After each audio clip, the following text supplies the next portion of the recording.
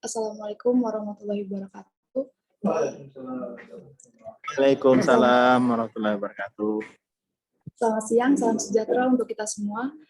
Yang terhormat Dr. Andi Sunyoto, MKOM selaku Direktur LPPM, serta yang terhormat Bapak Ibu peserta sosialisasi pada pagi hari ini.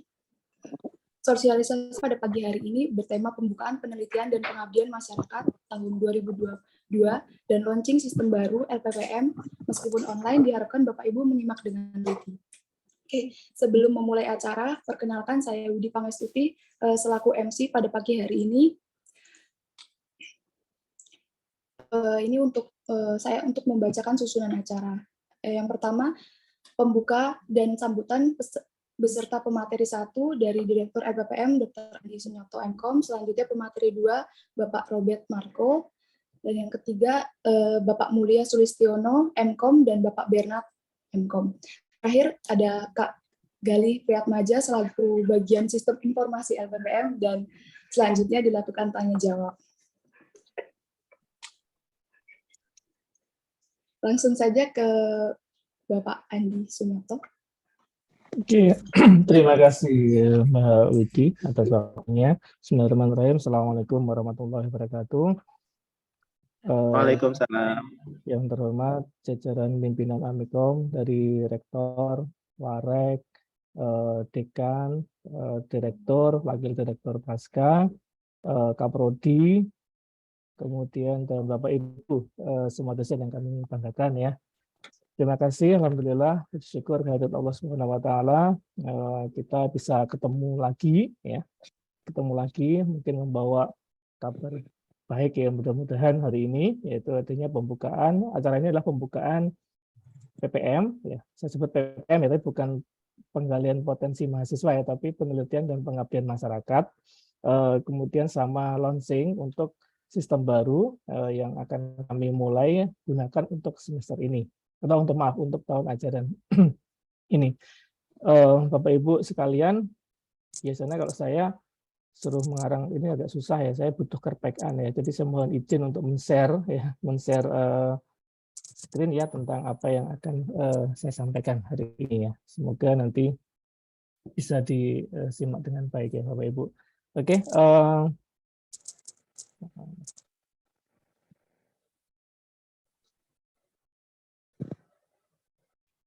saya mulai dari visi misi dari Amikom Jakarta. Mungkin Bapak Ibu perlu diingat terus nih apa visi misi Amikom yang sekarang yaitu menjadi universitas unggulan dunia dalam bidang ekonomi kreatif berbasis entrepreneur atau World Wide Entrepreneurial University yang menebar kebajikan ya. Di dalam visi tersebut, kemudian Amikom membreakdown menjadi kegiatan-kegiatan, misi-misi yang bisa digunakan ya untuk mencapai visi tersebut ya. Mungkin yang saya highlight saja di situ yang warna merah. Pertama adalah melaksanakan penelitian dalam bidang ekonomi kreatif berkualitas dunia yang dapat berperan meningkatkan daya saing nasional dan menyelenggarakan ya pelaksanaan pelayanan pengabdian masyarakat secara profesional dalam rangka ikut memecahkan persoalan dunia maupun nasional, terutama di bidang ekonomi kreatif ya. Kalau kita lihat apa yang tertulis di situ, semua targetnya adalah dunia. Dunia berarti kita juga harusnya memakai standar-standar yang kualitasnya atau standar itu bentuknya adalah diakui oleh dunia ya. Selama ini Amikom berpatokan karena kita juga masih di Indonesia, ya Amikom selama ini menggunakan ukuran yang menggunakan ban PT. Ya. Nah, sekarang mungkin berganti dengan berbagai macam LAM ya atau lembaga akreditasi mandiri di bidang masing-masing. Ya. Kemudian Amikom juga berpedoman pada URI dan Amikom juga berpedoman atau terjemah dengan Q-star ya. Alhamdulillah Amikom sekarang posisinya average ya, average. Amikom berada pada startnya 3 ya, startnya 3 untuk overall semuanya ya. Perlu Bapak Ibu ketahui ternyata untuk yang di penelitian terutama itu kan masih kurang Bapak Ibu ya, masih kurang untuk bisa mencapai yang innovation ya. Kegiatan situ ada beberapa kriteria ya. Itu sekarang kita overall-nya atau average-nya untuk semua bidang itu adalah standar 3 ya.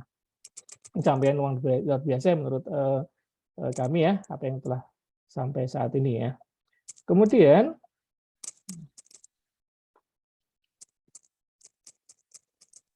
di dalam proses Bapak Ibu sebagai dosen ya, saya perlu mengingatkan Bapak Ibu ya, perlu bahwa di Undang-Undang Nomor 14 Tahun 2005 itu tentang guru dan dosen itu ada kewajiban Bapak Ibu selain melaksanakan dharma, selain melaksanakan pengajaran, Bapak Ibu juga diwajibkan untuk melaksanakan namanya penelitian dan pengabdian masyarakat. Nah, itu kalau tertuang pada pasal 60 berbunyi dalam melaksanakan tugas keprofesionalan dosen berkewajiban A. Melakukan pendidikan, penelitian, dan pengabdian kepada masyarakat itu ya.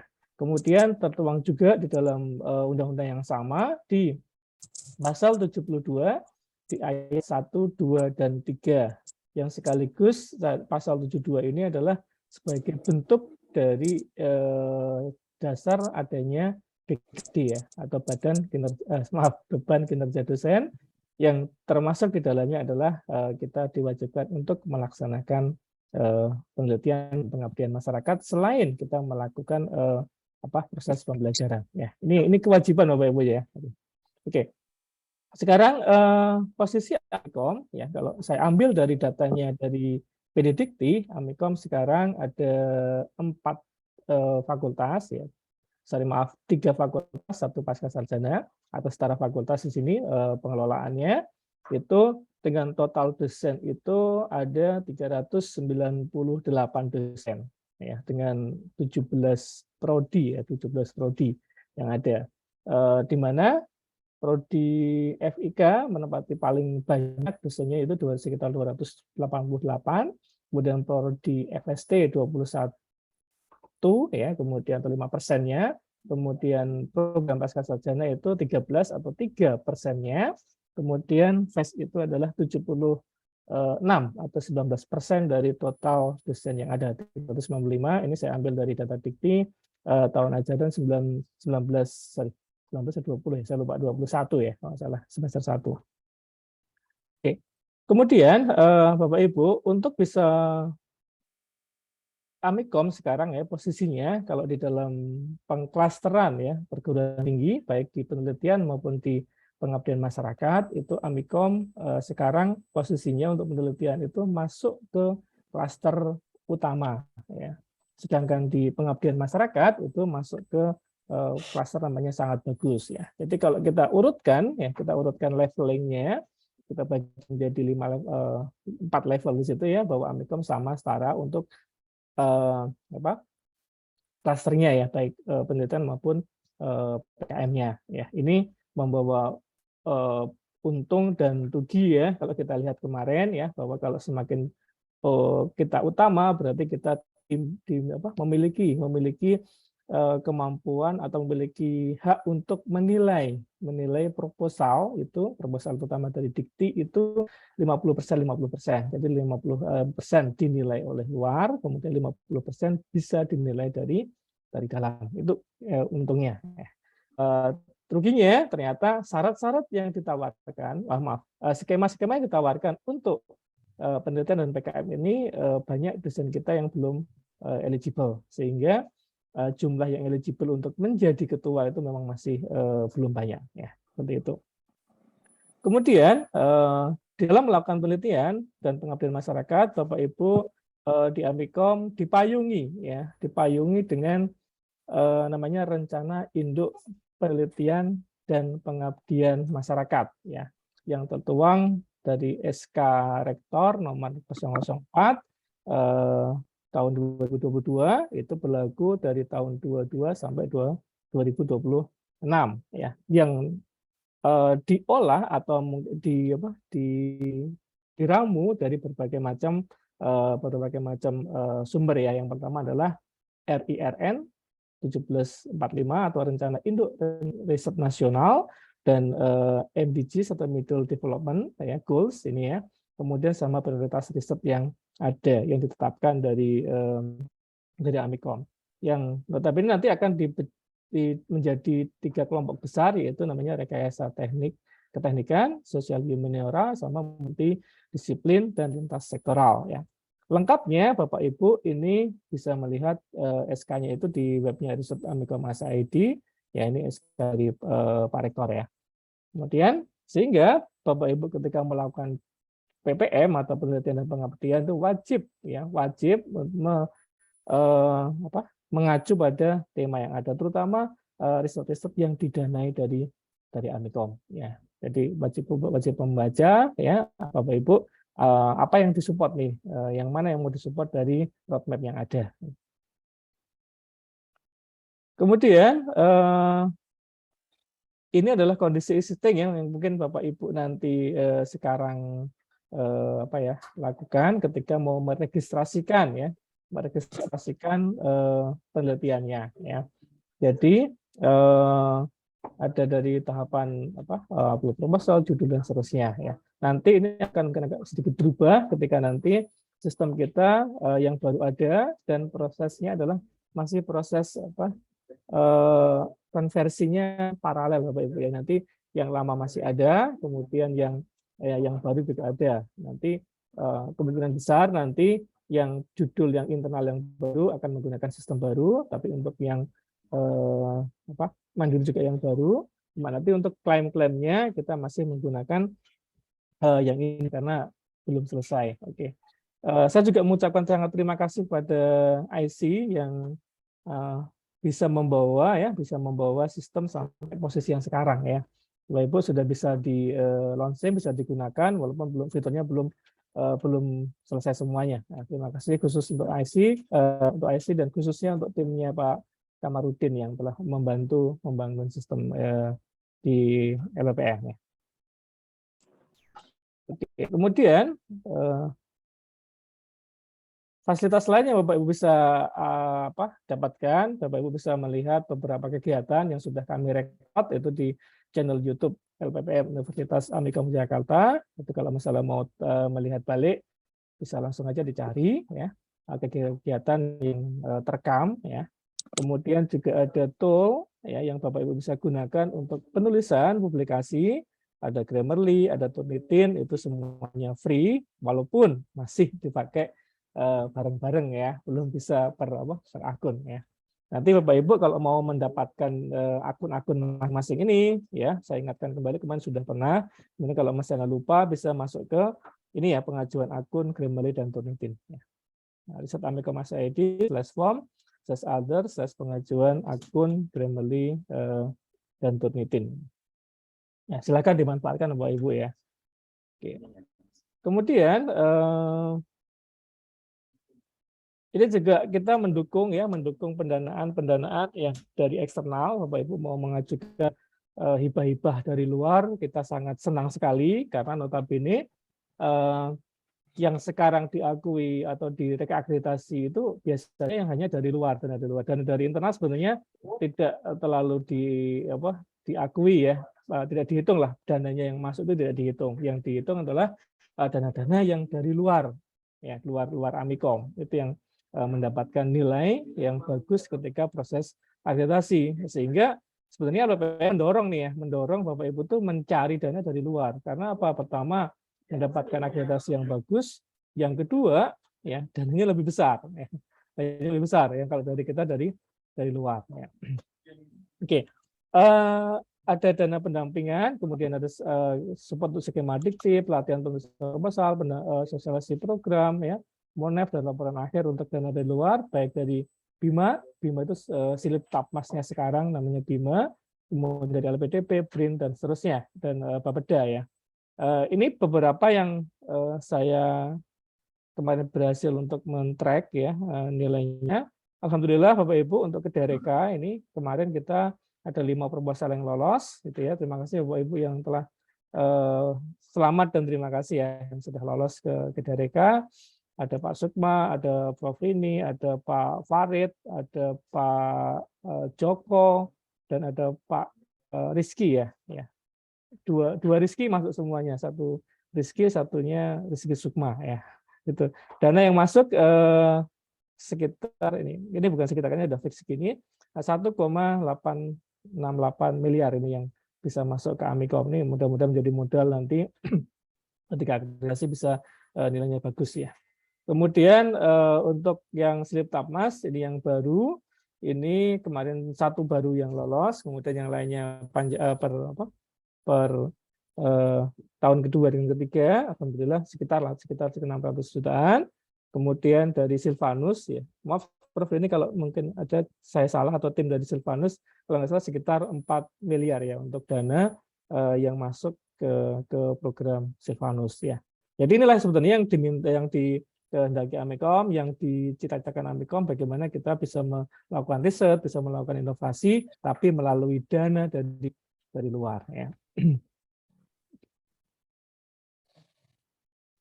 Kemudian juga kita ada beberapa fasilitas nih, pelatihan untuk hak paten, pengurusan HKI, paten dan hak cipta. Itu nanti digawangi oleh Pak Sukma ya. Pak Rizky Sukma Karisma ini. Kemudian apa lagi nih? Ini juga skema yang kita tawarkan yang internal untuk mendukung Bapak Ibu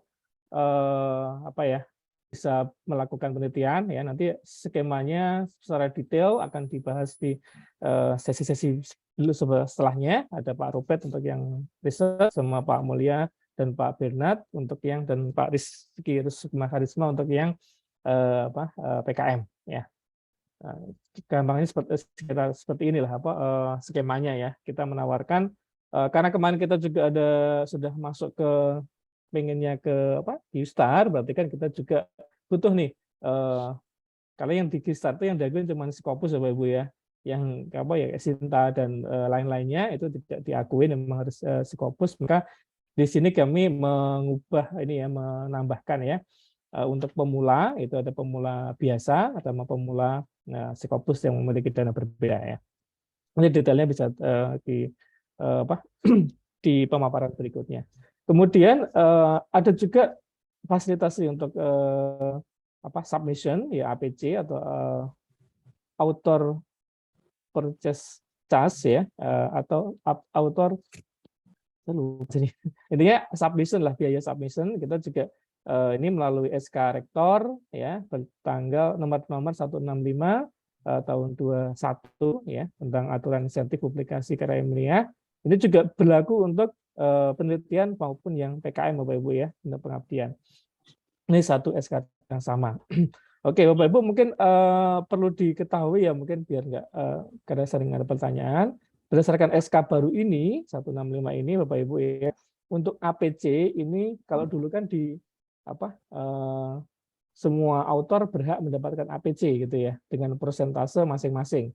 Jadi kalau misalnya penulis pertama bukan Amikom ya, kemudian penulis berikutnya Amikom, maka dia dapat persentase gitu ya. Tapi persentase sekarang enggak ya, sekarang kalau selama penulis pertama atau Bapak Ibu ya, atau respondingnya itu adalah orang Amikom ya, maka akan di full ya, akan dikasih full tanpa ada persentase jadi full. Jadi Bapak Ibu nanti mohon nanti kalau misalnya submit paper baik dengan teman luar maupun dengan mahasiswa ya, itu Bapak Ibu posisinya harus first author atau corresponding author ya, yaitu supaya nanti bisa diklaimkan di Amikom ya. Itu syaratnya itu. Kenapa? Itu nanti mengacu pada PAK, karena PAK itu untuk nilai tertingginya diambil dari first author dan corresponding author ya. Itu sangat jadi nanti program kita itu bisa berkesinambungan, jadi hasil dari punya Bapak Ibu itu bisa dipakai juga untuk PAK, tidak hanya berhenti pada ini ya, pada selesai di penelitian saja, tapi sampai ke angka kredit ya. Seperti itu. Jadi mendorong Kemudian buktinya apa? Buktinya Bapak Ibu melakukan kalau first author mungkin jelas gampang ya. Untuk yang corresponding author, Bapak Ibu tidak hanya menyuguhkan bukti bahwa nama Bapak Ibu biasanya dikasih tanda bintang gitu ya sebagai corresponding author. Tidak hanya itu ya, kita mengikuti dari PAK ya, itu syaratnya adalah Bapak Ibu harus menunjukkan bahwa Bapak Ibu itu benar-benar harus menjadi sebagai corresponding ya. Contohnya nih misalnya Bapak Ibu bersama mahasiswa submit di mohon maaf ya. Submit di ini. Submit di ISO ICT gitu ya. ISO ICT atau mungkin di conference yang lainnya. Ya, nanti Bapak Ibu menggunakan misalnya penyelenggara menggunakan EDAS gitu ya. Ya, Bapak Ibu untuk meyakinkan Bapak itu sebagai corresponding author, Bapak Ibu harus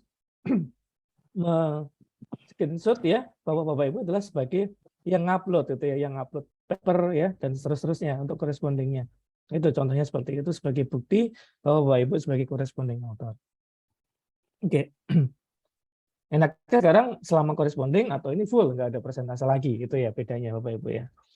Oke, kemudian beberapa ini riset yang rekapan dari hasil riset internal Amikom, ini artinya yang didanai Amikom. Di skema yang tadi saya tayangkan ya ada IRC, ada internal pemula Scopus, pemula Sinta, ada unggulan dan seterusnya. Tahun kemarin Bapak Ibu ya. Ini memang dari 17 sampai 21 ini 18 sama 19 ini terjadi kenaikan ya waktu itu. Karena apa? Karena waktu itu dua kali penawaran ya. Setahun itu 2 kali. Per semester ada penawaran ini. Kemudian kita lakukan proses kuesioner, kita evaluasi, melakukan kuesioner ke masing-masing peneliti. Ternyata mereka keberatan ya untuk 2 kali setahun itu untuk melakukan riset, pelaporan riset ya. Sehingga tahun berikutnya 20 dan 21 itu mulai setahun hanya sekali. Kita kebetulan pakai tahun akademik Bapak Ibu yang di sini ya.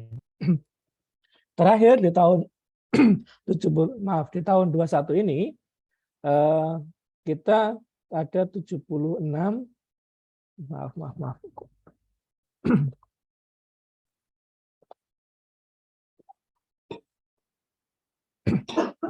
Ya, 76 proposal yang ada yang lolos. Kemudian kalau kita hitung dari total dosen yang ada yaitu 398 berdasarkan tadi predikti, maka rasio penelitian yang mengajukan penelitian internal itu cuma 19,10% Bapak Ibu. Ya, untuk semua fakultas ini ya. Ya, kemudian yang mandiri yang kemungkinan besar itu adalah penelitian yang saya nggak mau nih, saya pengennya mandiri aja, itu sekitar 6,78% ya. Ini yang ini ya yang internal, yang didanai Amikom, ini yang mandiri. Kemudian jadi rasionya menurut saya ini bermasalah ya Bapak Ibu. Kita harus bisa mensolusi ini baik dari LPPM maupun jajaran yang ada di prodi maupun yang ada di fakultas dan warek dan seterusnya. Ini karena menurut saya ini tidak bagus ya, karena nggak ada 50%-nya ya yang melakukan penelitian dari total yang dosen yang tertera di PDDikti ya. Kemudian berikutnya ini adalah ini pendanaan dari Ristek Dikti. Ini juga cukup mengkhawatirkan juga ya. Jadi dengan tahun kemarin, tahun 22 tahun sekarang ya. Tapi kan kemarin kan biasanya kan penawaran 21, pelaksanaan 22. Tahun kemarin itu sama gitu ya. Ini cuma 1 proposal yang lolos Bapak Ibu. Ya, cuma 1 proposal yang lolos, tetapi ada 3 yang lainnya itu yang istilahnya tahun kedua sama ke tahun ketiga lanjutan ya. Tapi hanya 1 yang lolos di tahun yang baru ya, di tahun 2022 ini. Jadi kalau kita persentase ya sekitar 0,25%. Ini menurut saya permasalahan yang harus diselesaikan ya, karena ini adalah kewajiban dari dosen ya. Ini semua Bapak Ibu informasi Bapak Ibu bisa lihat ya di riset Amikom ACID di sini. ya. Kemudian selama pakai email Amikom ini bisa diakses Bapak Ibu /a/admin aja, sampai admin aja, nanti tinggal menu yang lain itu pilihannya. Amikom.id/a/admin. Oke, kemudian tadi dikti sudah. Ini perolehan PKM nih, PKM Amikom itu dari total 398 dosen. Nah, rasionya adalah yang mengajukan PKM adalah 111, ini angka cantik nih ya. 111 yang mengajukan di tahun 2022. Sehingga kalau kita ambil rasionya itu sekitar 27,89%. Kalau tadi penelitian itu 19,sekian%. Jadi dari sini berarti dosen Amikom senangnya lebih senang meneliti, lebih senang mengabdi ya daripada meneliti ya, kesimpulan awalnya seperti itu.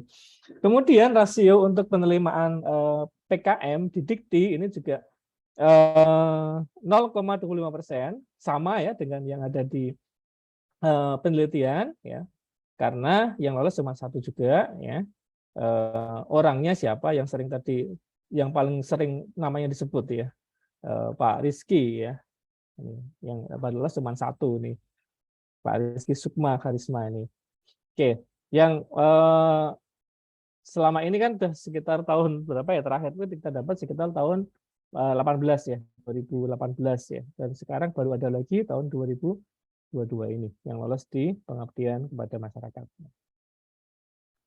Oke, kemudian ini perolehan capaian-capaian sekarang ada, saya ambil dari Sinta, dari target yang ada atau dari paper yang ada sekarang. Amikom itu saya bilang Scopus saja Bapak Ibu ya, karena ngambil data Sinta lebih susah daripada data Scopus ini ya. Ini ya, ada yang sekarang ya, sekarang ada saya lupa ini per kapan ngambilnya, per seminggu yang lalu ya. Ini ada 33 paper ya, bukan orangnya tapi papernya ya. Ini juga masih mengkhawatirkan Bapak Ibu rasio untuk partisipasi. Saya belum bisa mengambilkan datanya ya. Partisipasi artinya orang yang sudah tembus Scopus itu berapa persen sih dari total dosen di Amikom, saya belum bisa hitung gitu ya. Tapi masih sedikit karena orangnya tidak banyak berubah atau orang-orang itu aja. Kemudian yang bawah yang terdirect Web of Science ada sekitar 5 ya, ini yang terdirect Web of Science.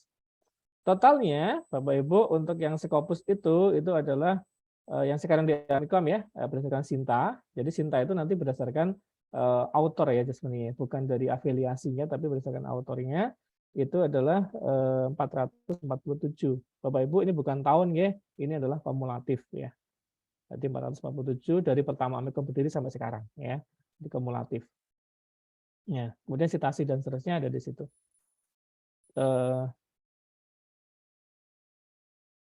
Kemudian ini kolaborasi yang ada Amikom dengan perguruan tinggi lain, saya ambil juga dari Sinta, 30 yang sudah terkonek saling ini ya, saling bekerja sama lah gitu ya di dalam paper. Kalau ini Scopus saja juga ya, Scopus saja juga.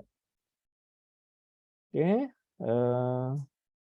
itu. Dan yang terakhir Bapak Ibu, saya senang banget selalu menyertakan ini karena ini berhubungan outputnya bisa menaikkan jumlah publikasi. Ini adalah publikasi yang ada di Amikom Bapak Ibu.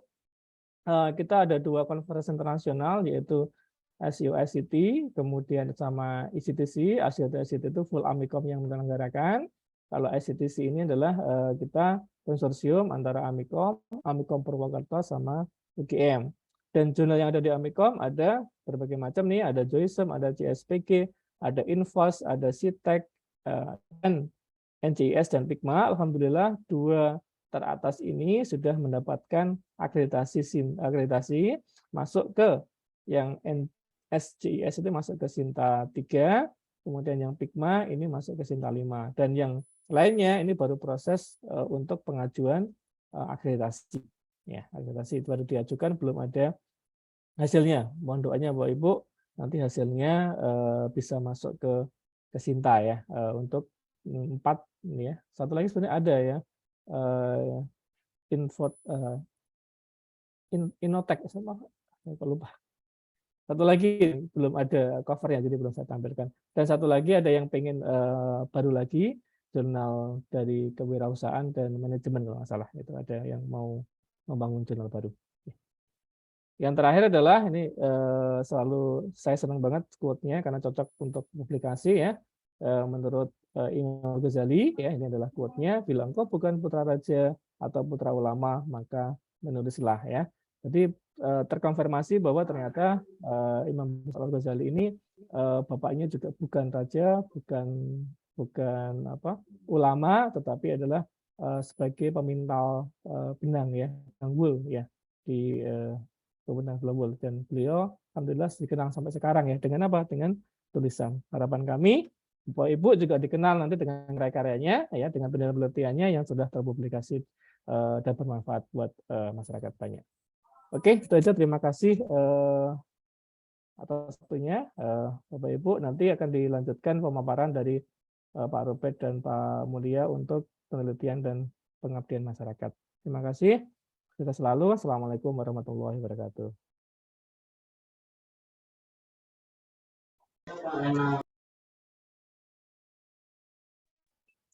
Oke, terima kasih atas pemaparan dari Dr. Andi Sunyoto MKOM. Semoga menjadi bekal Bapak Ibu dosen untuk diaplikasikan. Selanjutnya pemateri kedua dipersilakan Bapak Roberto Marco.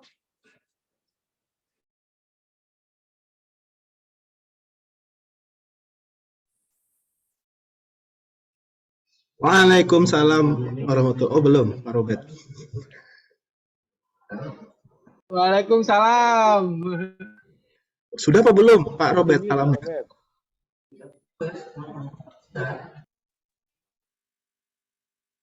Waalaikumsalam warahmatullahi wabarakatuh, Pak Robert. Monggo Pak Roberto.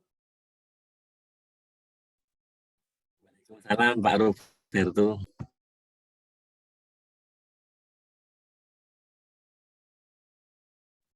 Pak Roberto lagi ganti mic nih.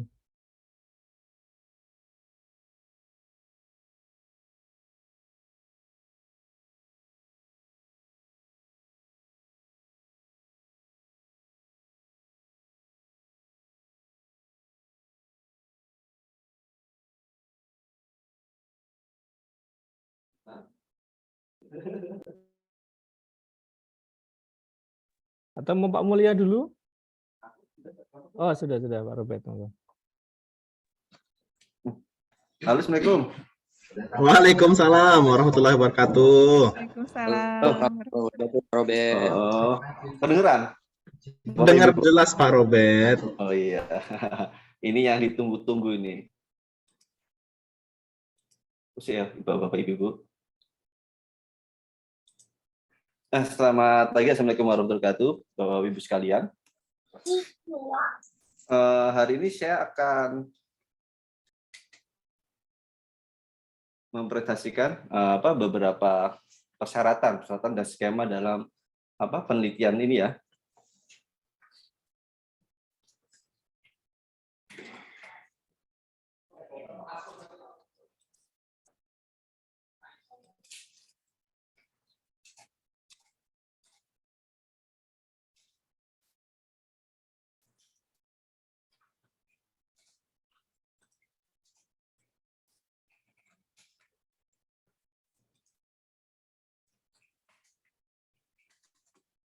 Nggak mau jalan mas sekali.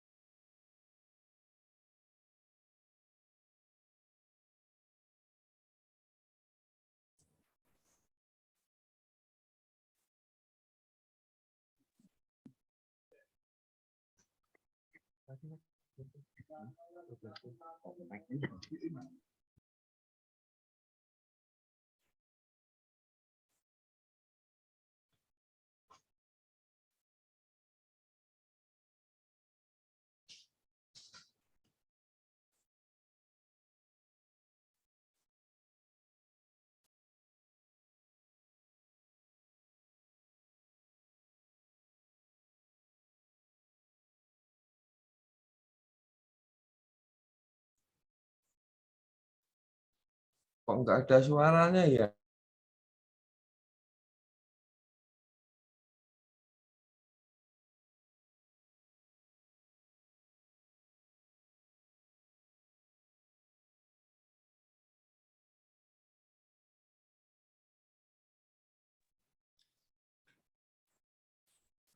Assalamualaikum warahmatullahi wabarakatuh. Bapak Ibu, maaf ada kendala. Di sini saya akan memberitahukan bahwa di LPPM kita ada tiga skema yang kita ajukan dalam penelitian ini. Share screen tapi nggak usah di play. Share screen tapi nggak usah di slide.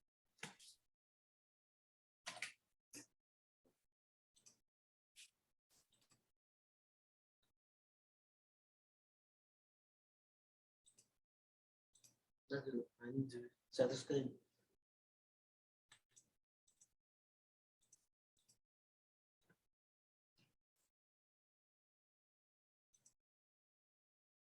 Bisa dipilih nggak?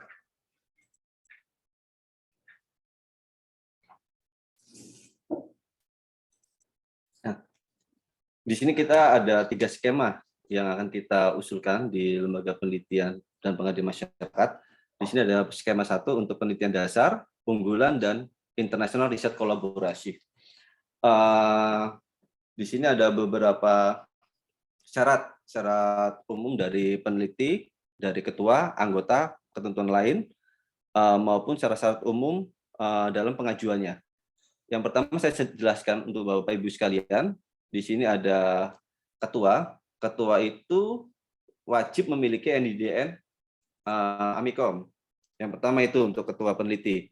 Yang kedua, tidak sedang studi lanjut. Jadi Bapak Ibu yang lagi sedang studi lanjut tidak bisa mengajukan ya, mohon maaf. Yang ketiga, memiliki akun cinta yang terverifikasi aktif dengan afiliasi Universitas Amikom Yogyakarta. Yang keempat, tidak memiliki tanggungan penelitian pada periode sebelumnya. Untuk Bapak Ibu yang masih memiliki beberapa tanggungan, mohon untuk menyelesaikan ya di periode tahun ini ataupun tahun depan agar bisa mengajukan lagi. Karena sebelum ini belum diselesaikan, maka Bapak Ibu sekalian tidak bisa mengajukan untuk proposal penerimaan hibah selanjutnya. Ini untuk ketua peneliti. Selanjutnya untuk anggota, ini hampir sama dengan ketua. Pertama memiliki NIDN Amikom, sedang tidak studi lanjut maupun terverifikasi untuk akun cintanya. Jadi itu juga. Cuman di sini bedanya di ketua sama anggota. Kalau di ketua itu tidak memiliki tanggungan ya, tapi di sini anggota sini belum ada, jadi hanya ketua. Yang kedua untuk ketentuan lain. Ketentuan lain ini ada satu dosen hanya diperkenankan mensubmit satu judul penelitian sebagai ketua ataupun sebagai anggota. Ini jika dosen hanya memiliki H-index Scopus lebih dari sama dengan 3, maka diperbolehkan mengajukan 2 skema penelitian sekaligus sebagai ketua penelitian. Jadi Bapak-Bapak, Ibu-Ibu yang memiliki H-index Scopus lebih dari sama dengan 3, maka diperbolehkan mengajukan 2 penelitian sebagai ketua penelitian. Jadi kalau di bawah itu, maaf Bapak-Ibu hanya bisa mengajukan sebagai satu ketua atau sebagai satu anggota. Sama yang itu. Selanjutnya, untuk syarat-syarat umum dari penelitian, di sini ada 3 skema yang tadi kita ajukan.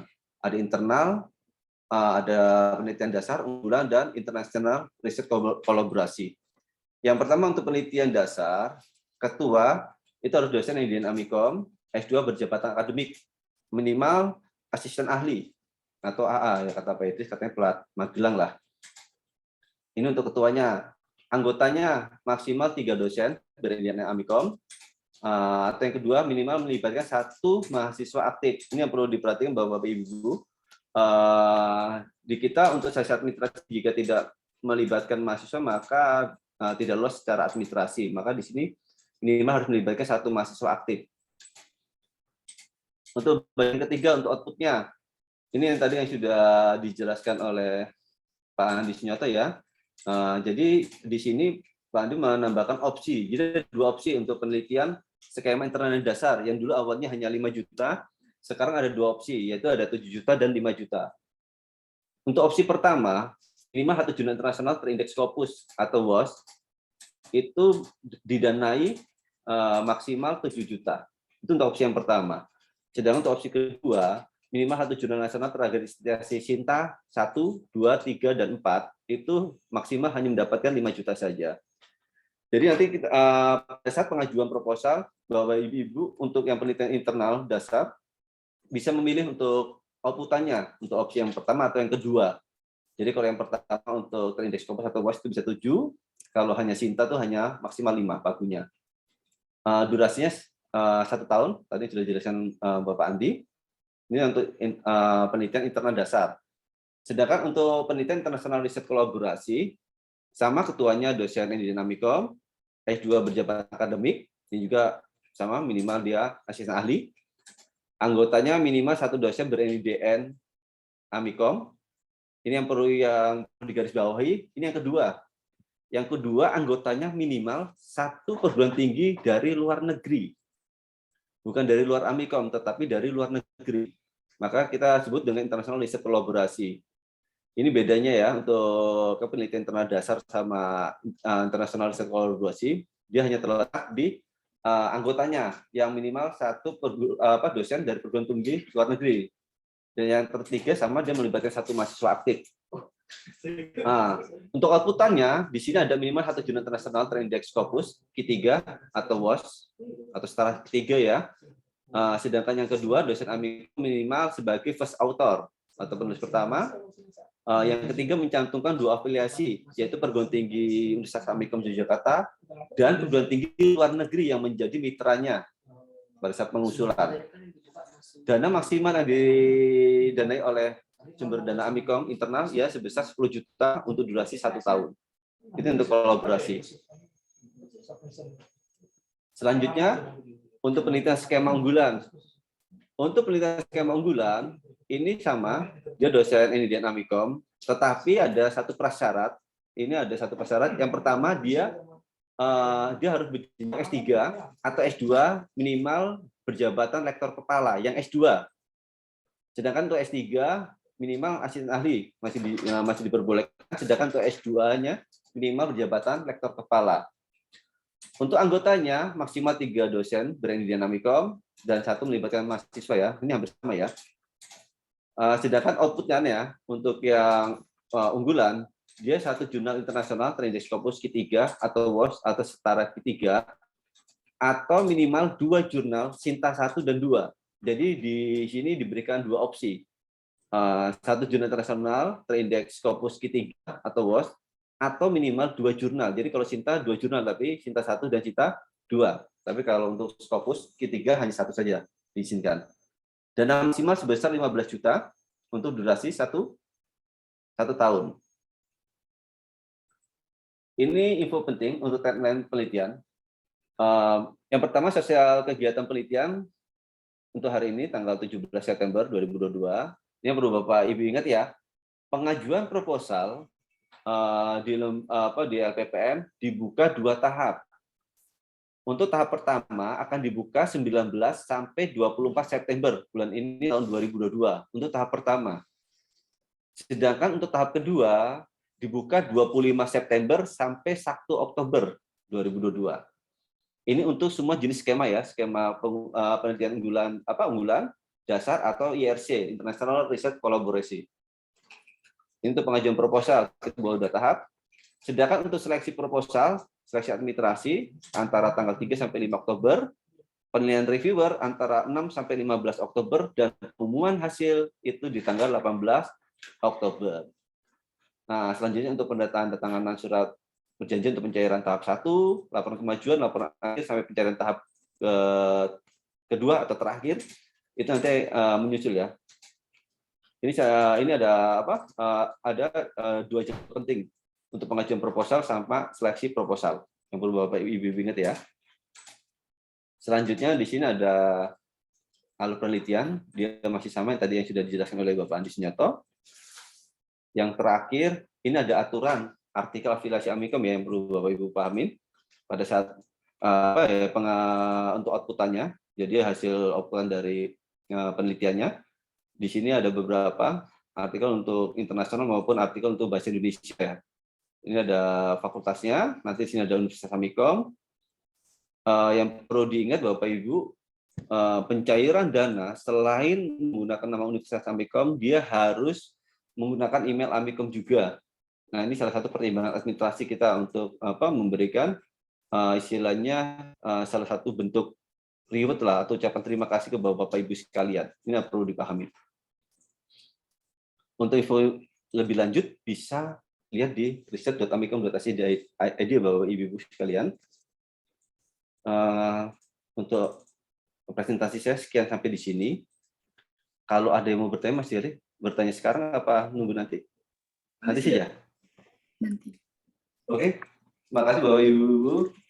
Terima kasih atas perhatiannya. Wassalamualaikum warahmatullahi wabarakatuh. Waalaikumsalam warahmatullahi Terima wabarakatuh. kasih Pak Robert. Selanjutnya Bapak Mulia untuk menyampaikan info sesi abdi Mas.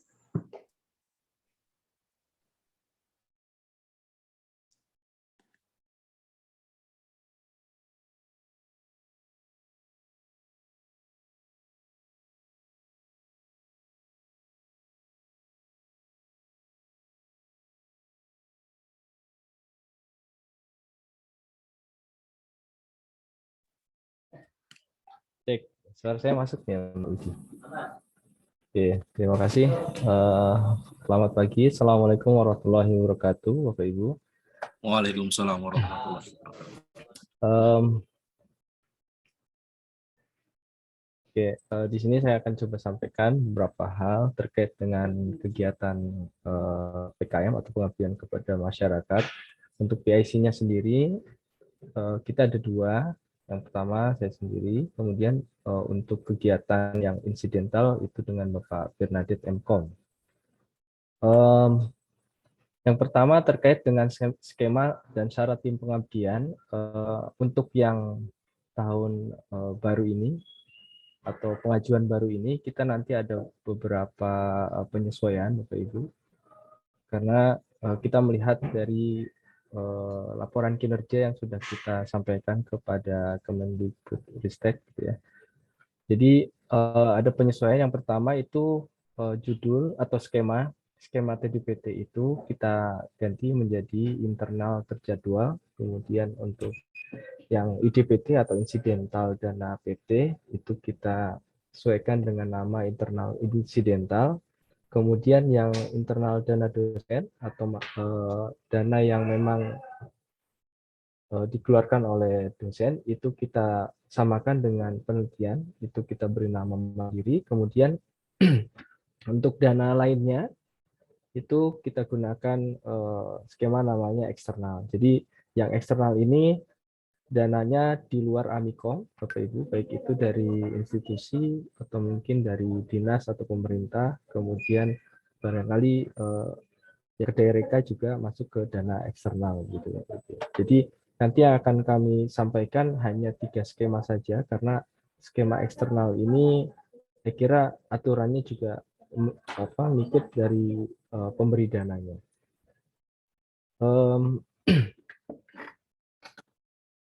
Untuk yang pertama terkait dengan kriteria, kemudian berdasarkan skemanya juga untuk plafon dana sepertinya tidak ada perubahan begitu Pak Andi ya. Jadi untuk yang internal terjadwal atau dulu kita namakan TDPT atau terjadwal dana PT itu plafon dananya masih sekitar 4 juta. Kemudian untuk yang internal insidental atau dulu kita namakan IDPT itu plafon dananya 1.500.000. Kemudian untuk mandiri itu karena memang dana mandiri dari dosen, jadi tidak ada dana pendanaan yang diminta dari Amikom. Kemudian untuk jangka waktu seperti Bapak Ibu bisa lihat di sini, untuk yang internal terjadwal itu 6 bulan, kemudian insidental itu 1 bulan, kalau mandiri juga 1 bulan. Nah, ini yang barangkali seringkali ditanyakan oleh Bapak Ibu pengabdi dengan lokasi pelaksanaan. Jadi untuk lokasi pelaksanaan kami mengacu kepada buku panduan penelitian dan pengabdian masyarakat yang dikeluarkan oleh Kemendikbud. Itu lingkupnya untuk yang internal terjadwal itu Provinsi DIY, kemudian Untuk yang insidental nanti biasanya itu diadakan di kampus begitu ya. Jadi mengundang mitra, atau nanti barangkali Pak Bernard bisa menambahkan lebih jelasnya. Kemudian untuk yang mandiri itu di luar dengan ada acuan jarak gitu ya. Jadi intinya kita mengacu kepada buku panduan penelitian dan pengabdian kepada masyarakat. Kemudian untuk jadwal pelaksanaannya, internal terjadwal ini nanti ada timeline-nya Bapak Ibu. Kemudian untuk yang skema insidental ini, untuk pengajuan itu tiap tanggal 1 sampai 10 ya. Jadi dengan sistem yang baru nanti akan dijelaskan oleh Mas Galih, itu akan secara otomatis itu ya proses pengajuannya. Jadi kalau misalkan belum dibuka berarti belum bisa mengajukan. Kemudian untuk proses reviewnya juga sama. Yang mandiri juga pengajuan sama antara tanggal 1 sampai tanggal 10. Kemudian ada luaran wajibnya Bapak Ibu bisa dilihat. Untuk yang internal terjadwal nanti publikasi ilmiah nanti bisa dimasukkan ke dalam jurnal atau prosedur. Kemudian ada publikasi pada media massa, bisa cetak, bisa elektronik. Untuk yang insidental dan mandiri hanya publikasi di media massa atau media massa berupa cetak atau elektronik. Kemudian ada tambahan, bisa disesuaikan dengan kegiatannya seperti apa. Barangkali nanti dibutuhkan haki, nanti bisa diajukan. Kalau yang insidental dan mandiri itu berupa produk atau jasa sesuai dengan bentuk kegiatannya. Kemudian untuk kolaborasi mitranya, seperti yang tadi disampaikan, kalau misalkan dananya dari Amikom berarti nanti ini menyesuaikan untuk kolaborasi mitranya gitu ya. Hampir sama semua gitu ya, internal terjadwal, insidental maupun mandiri. Kemudian untuk tema, nah ini tadi Pak Andi sudah menyampaikan RIP gitu ya Bapak Ibu. Nah, jadi untuk tema nanti kita menyesuaikan RIP saja. Nanti bisa dicek di webnya research.amikom.id, ada RIP untuk pengabdian masyarakat. Jadi di dalam proposal nanti yang Bapak akan ajukan, Bapak Ibu akan ajukan itu akan ada nomor RIP-nya atau kode RIP-nya Bapak Ibu. Nah, itu yang harus disesuaikan. Itu untuk yang skema kriteria dan syarat tim pengabdian. Kemudian berikutnya ada syarat tim pengabdian. Nah, ini yang seringkali ditanyakan. Jadi yang jelas Bapak Ibu untuk skemanya ini untuk ketua harus ini DN Amikom. Kemudian memiliki jabatan fungsional dosen untuk ketua ya. Di sini ada lebih detailnya untuk skema baik itu internal terjadwal, internal insidental maupun yang mandiri. Nah, yang internal terjadwal maksimal itu hanya 2 dosen termasuk ketua ya Bapak Ibu ya. Dan bisa atau harus lintas fakultas Bapak Ibu. Tidak boleh dalam satu prodi atau dalam satu fakultas. Kalau yang insidental ini boleh linear dengan bidang ilmu yang Bapak Ibu miliki gitu ya. Kemudian jumlah maksimalnya hanya 6 Bapak Ibu. Kemarin seringkali Pak Bernard itu dihubungi oleh beberapa dosen yang menghendaki jumlah dosennya lebih dari 6. Nah, kebetulan kita mematok jumlah maksimal hanya 6 dosen. Kenapa 6 dosen? Karena menyesuaikan laporan kinerja yang harus kita laporkan kepada Kemendikbudristek. Untuk yang mandiri itu hanya 2 orang dosen, gitu ya. Jadi sama dengan yang internal terjadwal, hanya saja bidang ilmunya boleh linear, artinya boleh dalam satu fakultas atau boleh di dalam satu prodi. Untuk syarat keanggotaan lebih dari 1 ini untuk internal terjadwal diperkenankan terlibat di 2 kegiatan pengabdian, artinya boleh jadi 1 ketua atau 1 anggota, tetapi tidak boleh menjadi ketua di 2 kegiatan itu. Jadi tinggal di bolak-balik Kemudian untuk yang skema internal insidental itu 2 kegiatan untuk 1 semester. Yang mandiri juga sama, gitu Bapak Ibu ya. Nanti boleh ada diskusi untuk menanyakan barangkali ada yang kurang jelas. Nah, berikutnya terkait dengan timeline Bapak Ibu. Nah, kita sudah masuk di akhir periode pengumpulan untuk skema yang sebelumnya Bapak Ibu yang PDPT tahun 2022. Jadi per tanggal 1 sampai 7 Oktober nanti kita ada pengumpulan laporan akhir untuk proposal yang periode sebelumnya. Kemudian untuk penerimaan kita mulai di tanggal 17 sampai 22 Oktober menggunakan sistem yang baru. Kemudian nanti ada seleksi administrasi di tanggal 1 sampai 3 November. Kemudian kita akan review 4 sampai 12 November. Yang terakhir itu pengumuman kelolosan itu kita lakukan di tanggal 15 November. Jadi ini beberapa jadwal kegiatan yang akan kita lakukan, terutama untuk pengabdian kepada masyarakat. Tetapi tidak bisa dipungkiri Bapak Ibu nanti jadwal bisa sewaktu-waktu berubah. Saya kira itu saja dari saya kembalikan kepada Mbak Widi. Terima kasih. Demikian penyampaian materi oleh Bapak Mulia. Selanjutnya Kak Galih Priatmaja untuk menjelaskan sistem baru LPPM. Monggo. Selamat pagi Bapak Ibu.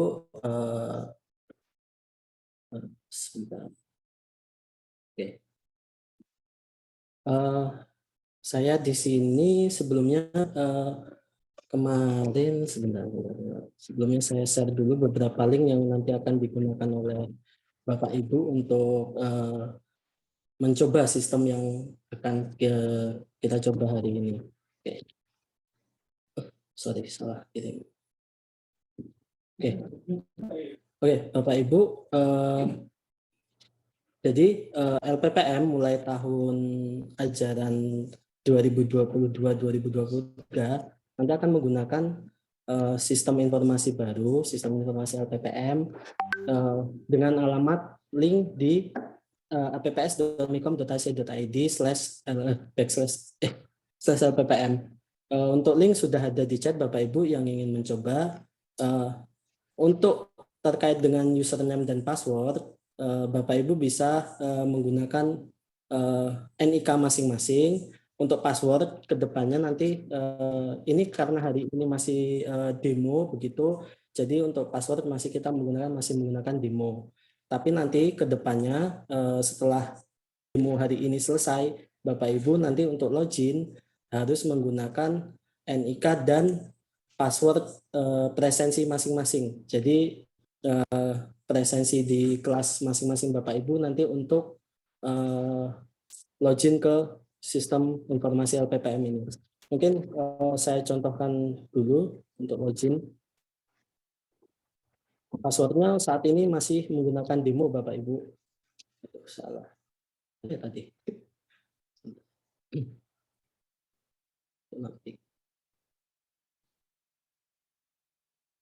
Di sini saya menggunakan akun dari Bapak Anggit Dwi Hartanto karena saya akan sekaligus nanti mencontohkan untuk bagaimana Kaprodi dan Dekan untuk approve proposal yang dimasukkan oleh Bapak Ibu.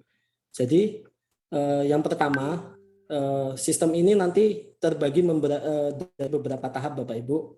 Yang pertama nanti ini untuk pengajuan proposal yang saat ini sedang kita launching. Nanti berikutnya nanti ada sistem untuk monitoring, evaluasi sampai dengan laporan akhir. Berikutnya nanti akan ada sistem untuk Bapak Ibu melaporkan luaran. Luaran itu nanti ada beberapa macam, nanti bisa untuk baik itu APC maupun itu untuk insentif.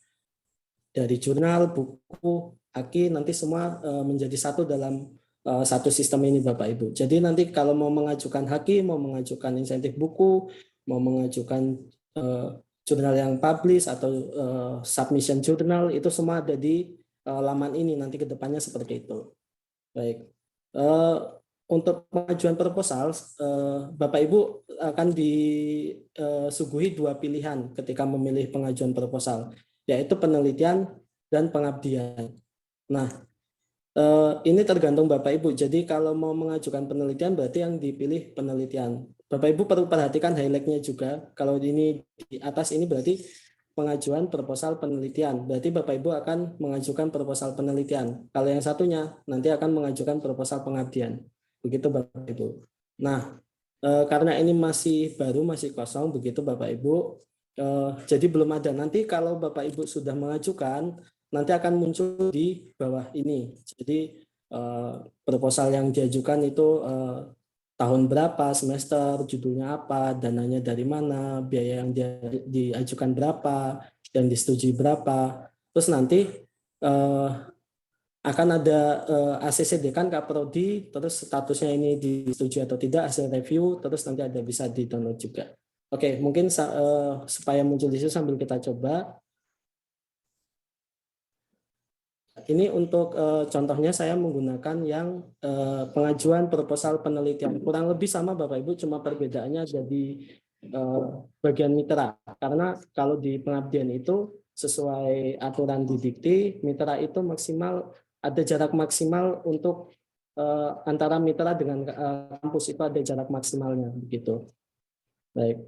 Pertama yang perlu Bapak Ibu isikan itu adalah tahun akademiknya. Ini nanti akan kita buat otomatis sesuai tahun aktif sekarang. Jadi kalau ada yang misalnya nih penelitian mandiri udah publish baru mau melaporkan, itu nanti kedeteknya bukan saat melakukan penelitian tapi saat mengajukan begitu. Karena untuk tahun akademik dan semester itu kita fiturnya kita buat tetap begitu. Setelah itu Bapak Ibu mengisi judul penelitian. Nah, itu memilih roadmap. Untuk roadmap ini nanti akan kita update sebelum pembukaan. Jadi saat ini belum kita update semua, memang data-datanya. Karena kan kita kemarin agak mepet juga begitu. Terus durasi ini dihitung dari semester Bapak Ibu. Jadi misalkan penelitiannya itu 1 tahun, misalnya yang tadi internal proposal penelitian dan pengabdiannya tadi durasinya 1 tahun begitu. Itu berarti dihitungnya 2 semester begitu. Jadi durasi yang kita hitung itu by semester begitu. Sumber dana ini sumber dana yang mendanai, misalnya dananya dari internal begitu. Skema misalnya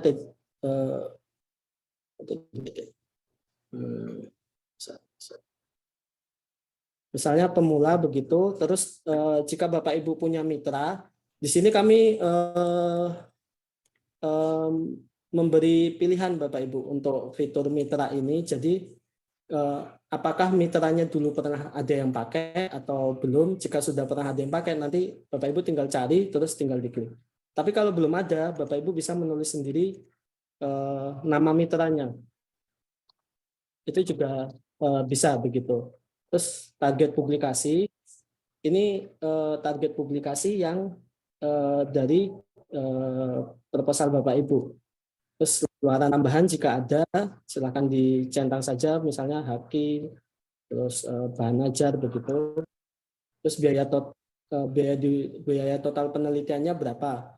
Jadi begini, misalnya penelitian mandiri itu kan biayanya tidak bisa diusulkan ke internal. Jadi tidak dibiayai oleh internal, sehingga perlu adanya biaya total tetap dilaporkan. Misalnya penelitian mandiri Bapak Ibu anggaplah 5 juta. Terus biaya yang diusulkan berarti 0 kalau mandiri. Tapi ini saya contohkan untuk yang pemula dulu.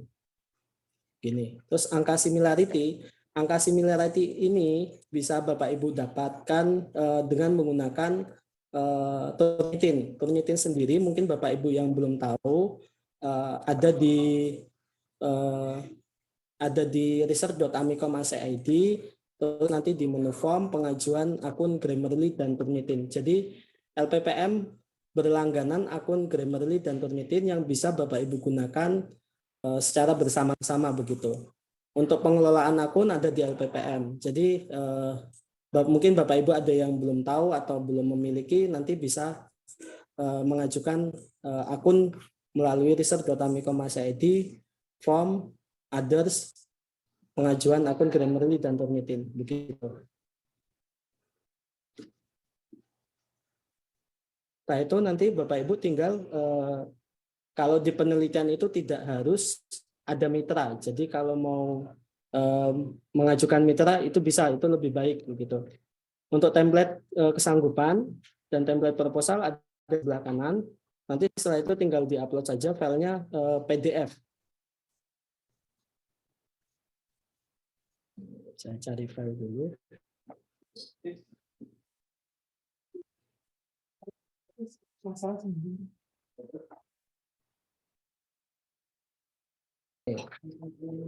Nah, kalau di bagian satu ini sudah lengkap, berikutnya Bapak Ibu mengisi di tab selanjutnya. Tab selanjutnya itu anggota. Jadi untuk anggota sesuai dengan ketentuan di masing-masing skema. Kalau misalnya tadi kalau di penelitian internal dan PKM internal itu wajib ada mahasiswa. Bapak Ibu tinggal tambah terus memilih dia sebagai anggota 1, 2, 3, 4 dan seterusnya.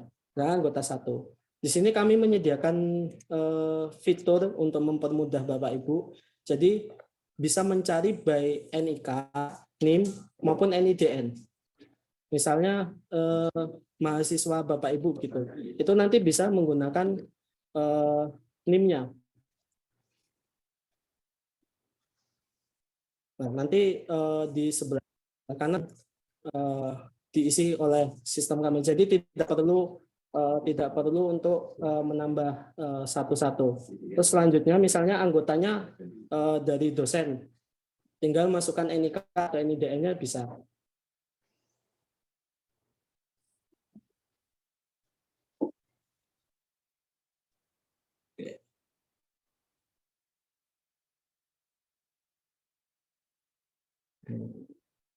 Ini untuk afiliasi belum kita bersihkan, nanti ke depannya nanti akan kita bersihkan begitu Bapak Ibu.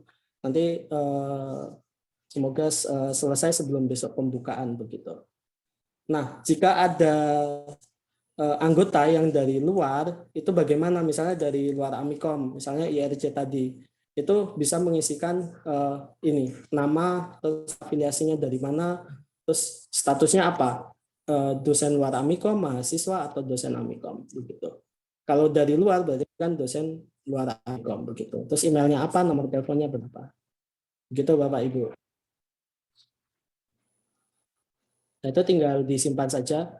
Ini kalau agak lama itu berarti sedang proses upload yang file-file kita upload seperti tadi proposal, terus bukti similarity dan sebagainya.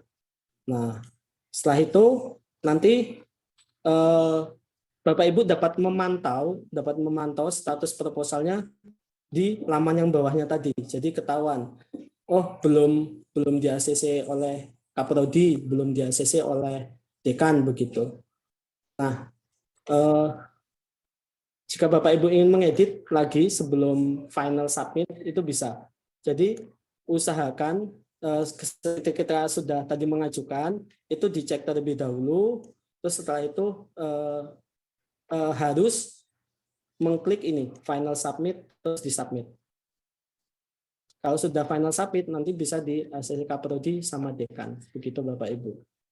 Untuk Bapak Ibu Kaprodi dan dekan, mohon izin sekalian saya contohkan untuk cara ACC. Jadi khusus Bapak Ibu Kaprodi dan dekan nanti akan mendapatkan satu menu tambahan ACC pengajuan proposal.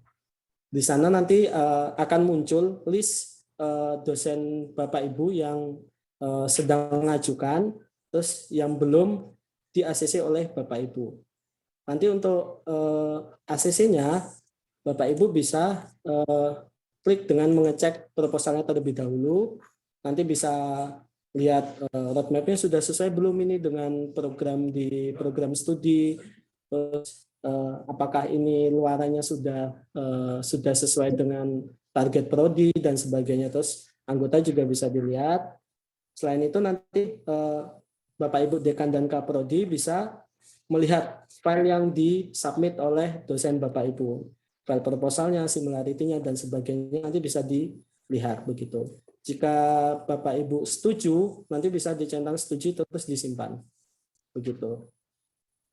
Nanti status di dosen yang milik Bapak Ibu nanti akan berubah seperti ini. Jadi sudah disetujui oleh Kaprodi. Begitu. Bentar, saya...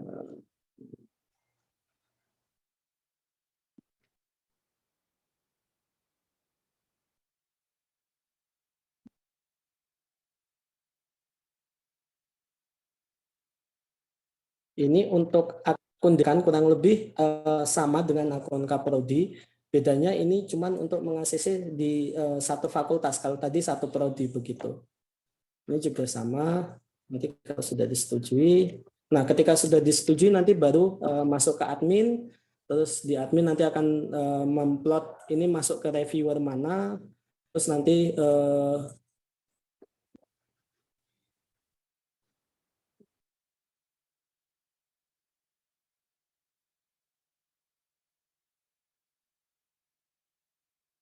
akan setelah itu nanti akan ketahuan apa ini statusnya apa, apakah tidak lolos administrasi, tidak lolos reviewer, atau lolos begitu. Nanti untuk selanjutnya itu ada di panel admin. Selanjutnya Bapak Ibu bisa tinggal menunggu saja di sini. Nanti hasil reviewnya bisa Bapak Ibu download di sini begitu.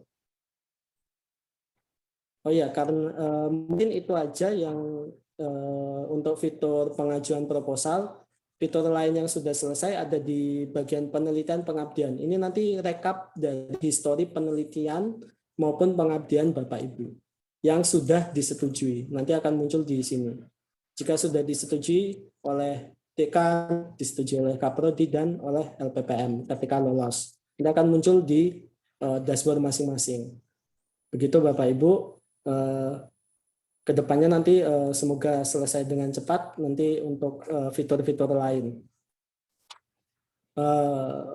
Mungkin itu saja yang bagian sistem informasi LPPM, Bapak Ibu.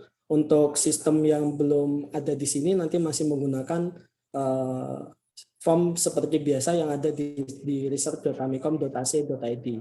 Untuk sistem baru sementara ini nanti diperuntukkan untuk pengajuan proposal internal terlebih dahulu. Untuk mandiri nanti menggunakan form seperti biasa terlebih dahulu. Karena nanti khawatirnya ketika mau mengajukan APC atau index report nanti terjadi masalah. Jadi masih menggunakan yang lama dulu untuk yang mandiri. Kalau untuk yang penelitian atau pengabdian dengan dana internal yang tadi sudah disampaikan Pak Robert dan Pak Mulya, itu nanti bisa menggunakan sistem ini begitu. Tambahan Bapak Ibu, karena kemarin saat mengirim undangan banyak saya lihat itu namanya agak asing, saya kurang kenal begitu. Mungkin saya sampaikan saja mungkin pada Bapak Ibu yang mungkin baru di Amikom. Jadi kalau di LPPM itu kita ada satu grup di WhatsApp begitu. Mungkin jika Bapak Ibu ingin bergabung bisa akses di research.amikom.ac.id terus di menu kontak. Nanti tinggal di-scan untuk join ke grup WhatsApp. Begitu Bapak Ibu. Mungkin itu saja. Terima kasih atas waktu yang telah diberikan. Saya kembalikan ke MC. Oke, selanjutnya sesi tanya jawab. Monggo Bapak Ibu dosen yang mau bertanya bisa raise hand.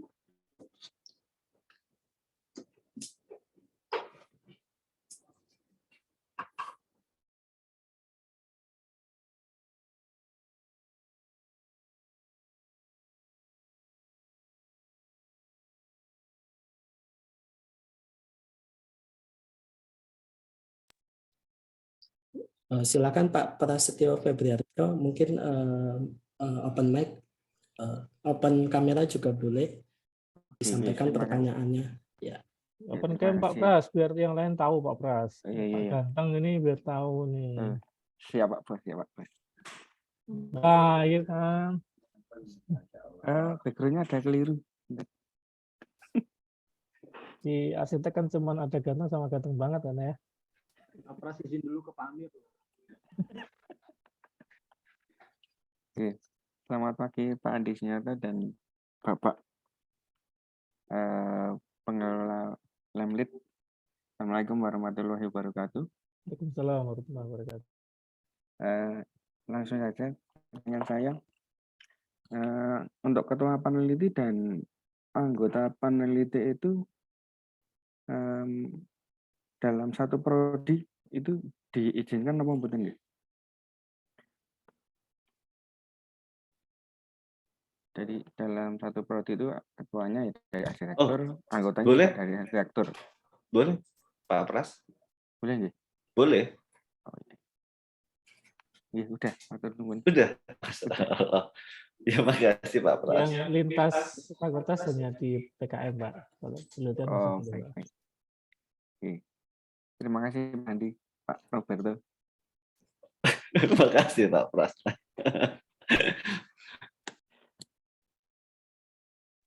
Monggo Bapak Ibu yang mau bertanya lagi.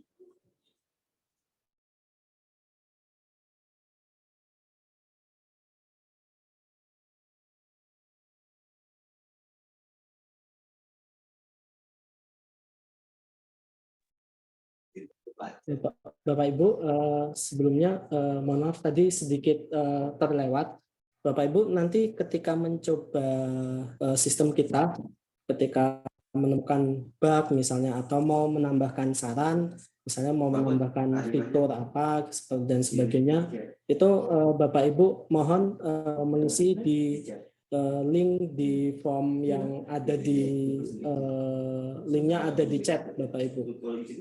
Silakan nanti mungkin ketika mencoba menemukan bug atau ingin menambahkan saran begitu boleh diisikan di link tersebut gitu Bapak Ibu. Oke. Ini ada yang bertanya untuk Kak Rizky, untuk tugas dan izin belajar, apakah berlaku kedua-duanya? Di sini kita untuk yang studi lanjut, Pak Rizky. Jadi studi lanjut, jadi istilahnya studi lanjut itu mencakup dari tugas sama izin. Jadi studi lanjut apapun skemanya untuk izinnya itu tetap tidak boleh mengambil dana hibah internal di Amikom. Terima kasih Pak Rizky. Mungkin saya tambahkan Pak ini, jadi kenapa nggak boleh itu karena sepengetahuan saya itu bahwa di dalam klausul apa misalnya studi lanjut ya itu sudah pendanaan penelitian ya. Jadi itu alasannya itu. Jadi tidak boleh double funding, artinya didanain dua atau lebih pada satu kegiatan yang sama. Intinya seperti itu ya. Nggak bolehnya seperti itu ya, bukan malah saya meneliti kok, saya sekolah butuh penelitian kok malah nggak boleh, bukan itu ya, tapi di klausul-klausul yang ada pada kontrak studi lanjut itu biasanya sudah ada dana untuk penelitian seperti itu. Oh ya Pak Robert, tadi kayaknya ada kesalahan pengumuman tadi, sudah Pak ya tadi? Oh iya, Bapak Ibu untuk pengumuman untuk pembukaan proposal kita hanya membuka untuk tahap 1 saja. Ini yang betul ya, untuk tahap kedua ada kesalahan berarti dibuka dari tanggal berapa tadi itu? Untuk tahap 1 hanya pembukaan hanya di tahap 1 saja, tahap 2 tidak ada, jadi hanya tanggal 19 sampai 24 September, Bapak Ibu. Selanjutnya ada Pak Melwin tanya, kalau ada paper jurnal yang sudah publish dan belum dilaporkan setelah paper yang akan dipublish belum beberapa bulan ke depan dilaporkan dalam skema apa, itu ada Mbak Melwin untuk pengajuannya. Jadi pengajuan untuk bantuan untuk biaya submission sama indirect cost itu ada kita, tapi tadi yang dijelaskan oleh Pak Andi sebelumnya itu ada beberapa tahapan skema dari pengajuan judul, upload proposal karena dia mandiri masukannya, jadi tidak usah upload laporan kemajuan dan laporan akhir saja, tapi untuk skema lainnya tetap masih normal dari awal. selama jurnal yang dipublish itu tidak discontinuous atau tidak di blacklist oleh Dikti atau dinilai sebagai predator. Itu monggo silakan, Bang Menwin.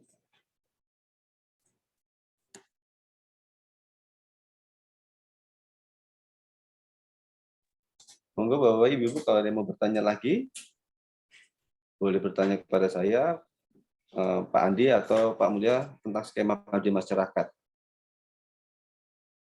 Oke, maaf Bapak Ibu, kan saya tambahkan ya. Jadi sebenarnya sudah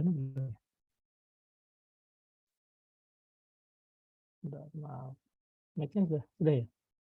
Oke. Jadi gini ya Bapak Ibu ya, sebenarnya skema ini, proses ini harusnya bukan dijalankan sekaligus ya, sekali langsung di 1-7 ya. Itu yang biasanya ngeluh kok berat banget ya gitu ya, sampai 7 gitu. Sebenarnya skema ini harusnya dijalankan bertahap Bapak Ibu. Jadi Bapak Ibu ketika mau melakukan riset harusnya kan sampai ke proposal gitu kan. Misalnya mandiri nih ya, kasusnya mandiri. Skema mandiri. Kemudian setelah itu kan melakukan riset, kemudian setelah selesai lakukan riset, mau dipublikasikan, lagi istilah publication plan, gitu kan ya. Kemudian nanti berikutnya setelah itu diterima, ya, nanti tinggal ngajuin yang submission report ya. Kemudian kalau udah diindeks baru ngajuin yang mission report. Nah, harusnya seperti itu ya. Jadi bukan kalau Bapak Ibu nunggu diindeks kemudian dilaporkan sekali ngisi ya akan kerasa berat, tapi sebenarnya skema alur ini dijalankan bertahap. Seperti yang skema tadi ya, skema yang lain yang didanai oleh Amikom. Jadi bertahap jalannya, tidak berat kalau kita bertahap. Tapi kalau sudah indexed baru dimasukkan sekali sehari gitu ya, nanti akan terasa berat. Kemudian kenapa sih harus ada proses sepanjang ini gitu ya? Jadi ini bukan keinginan dari LPM sebenarnya. Kalau LPM sebenarnya selesai aja gitu kan ya. Tetapi ini adalah untuk mendukung dokumentasi di prodi Bapak Ibu semuanya ya. Itu nanti akan kepakai ketika misalnya Bapak Ibu itu prodinya mau mengajukan akreditasi, dan itu biasanya diminta ya dari awal supaya nanti apapun skemanya itu nanti akan diakui sebagai penelitian. Jadi seperti itu maksudnya, bukan untuk LPM, itu untuk prodi Bapak Ibu semuanya supaya ketika waktu proses akreditasi semua dokumen kita lengkap gitu. Terima kasih. Oke Bapak Ibu, masih ada yang ingin ditanyakan? Silakan.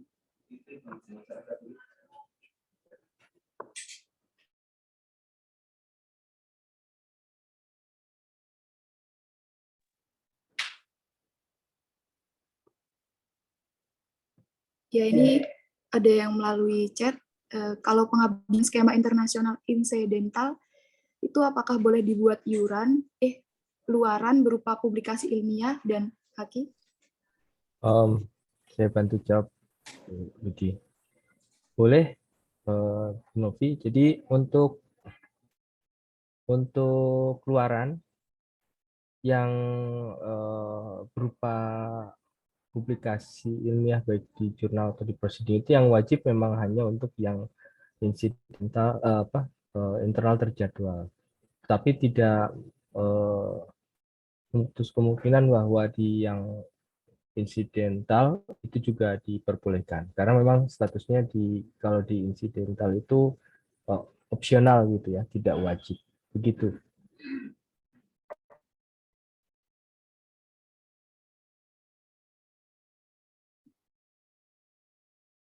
Saya tambahkan Bu Novi ini ya. Jadi memang kalau bisa seperti itu Bu. Jadi satu kegiatan kan Amikom menawarkan kegiatan itu kan setahun sekali ya. Berarti kan bagaimana cara pemenuhan BKD misalnya gitu ya. Berarti kan jalannya ada dua kan. Pertama mengajukan satu skema ya, atau mungkin mengajukan dua skema dengan temannya, dengan misalnya gantian ya, antar orangnya gantian ketua gitu ya, atau bergantian orang. Sebenarnya kalau gantian ketua cuman dibolak-balik nggak bagus juga ya, karena bisa bergantian orang. Jadi dua kegiatan jalan bareng, tapi satu sebagai ketua, satu sebagai anggota. itu nanti bisa digunakan untuk satunya kan luarannya butuh 2 kan ya. Berarti 1 luaran untuk semester ganjil, 1 luaran, 1 yang lagi PKM atau itu untuk semester genap. Atau 1 PKM Bapak Ibu mengeluarkan 2 luaran. Kenapa harus 2 luaran? Karena kan yang diakui di PKD itu harus yang berbasis luaran ya, bukan proposal kan gitu ya. Nah, bisa seperti itu. Malah bagus tuh. Mungkin Bu Maldia ini udah resen dari tadi, capek tangannya di atas terus ya. Terima kasih Pak Andi. Saya ingin menanyakan terkait pelaporan secara teknis hasil luaran. Misalnya kita melakukan aktivitas riset, kemudian yang satu menghasilkan publikasi dan publikasi riset ya. Nah itu kan biasanya memang kita sudah ada teknis pelaporannya. Bagaimana kalau misalnya sebuah hasil riset itu diimplementasikan kemudian menghasilkan luaran yaitu berupa paper tetapi diimplementasikan untuk pengabdian masyarakat. Nah itu untuk pelaporannya secara teknis bagaimana? Terima kasih.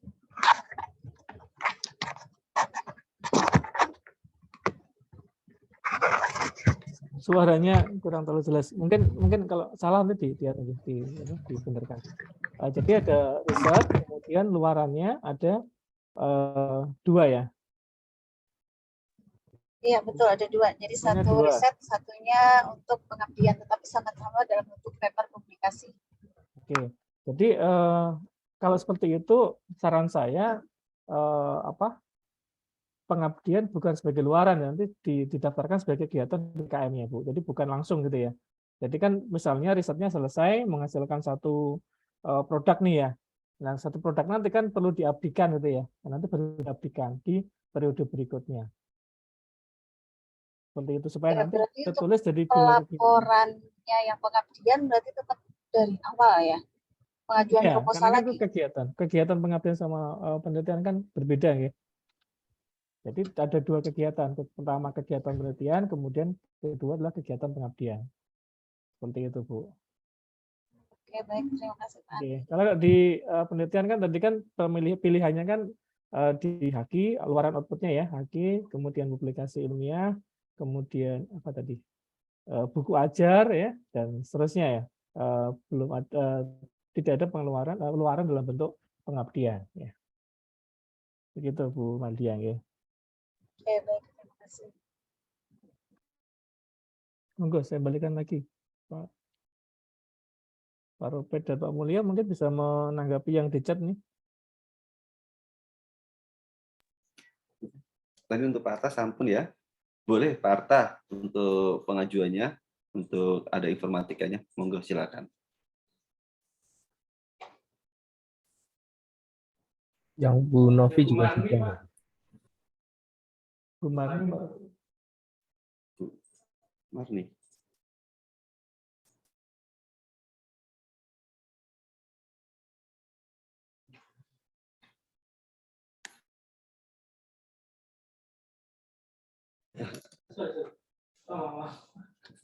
Monggo Bapak Ibu ada yang mau bertanya Ini ada tanya nih, ternyata direct message. Apakah syarat skema internal dan mandiri tidak sama? Jawabannya tidak sama, Bu. Berbeda. Kalau mandiri hampir nggak ada syaratnya ya. Jadinya di Enamicom aja ya. Itu Bu Marni.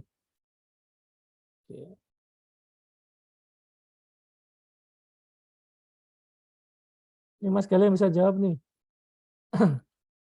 Makanya kalau bisa ditaruh di ini Bapak Ibu ya. Semua di direct. Pak Ferian tanya untuk status yang masih punya, maaf saya bacakan Pak Ferian ya.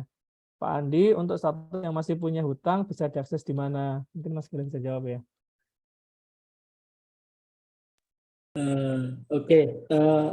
Pak Ferian, padahal tadi habis WhatsApp sama saya juga itu.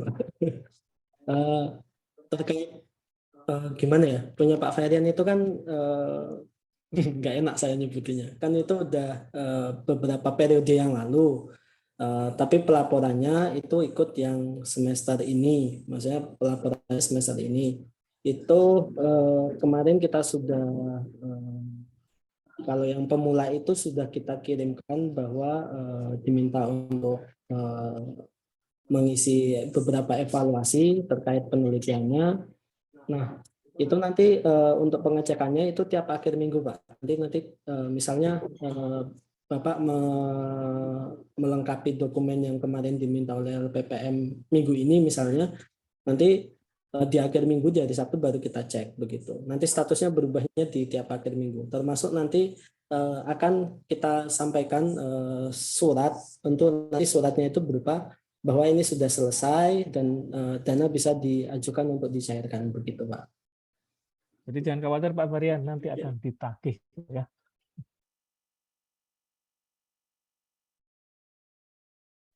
Oke, Bapak Ibu mungkin beberapa kalau mungkin ada yang merasa masih tadi kurang jelas dan sebagainya, Bapak Ibu bisa akses di research.amikom.id terkait untuk buku panduan penelitian ada di menu docs, terus research guideline itu ada buku pedoman penelitian yang di pengabdian ada di web lpm.amikom.id atau Bapak Ibu bisa akses lppm.amikom.id itu nanti semua ada di sana juga.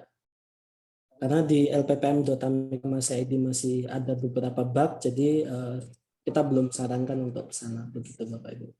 Jadi web kita masih kita pisah dulu karena yang lppm.amikom.id masih terdapat beberapa bug gitu.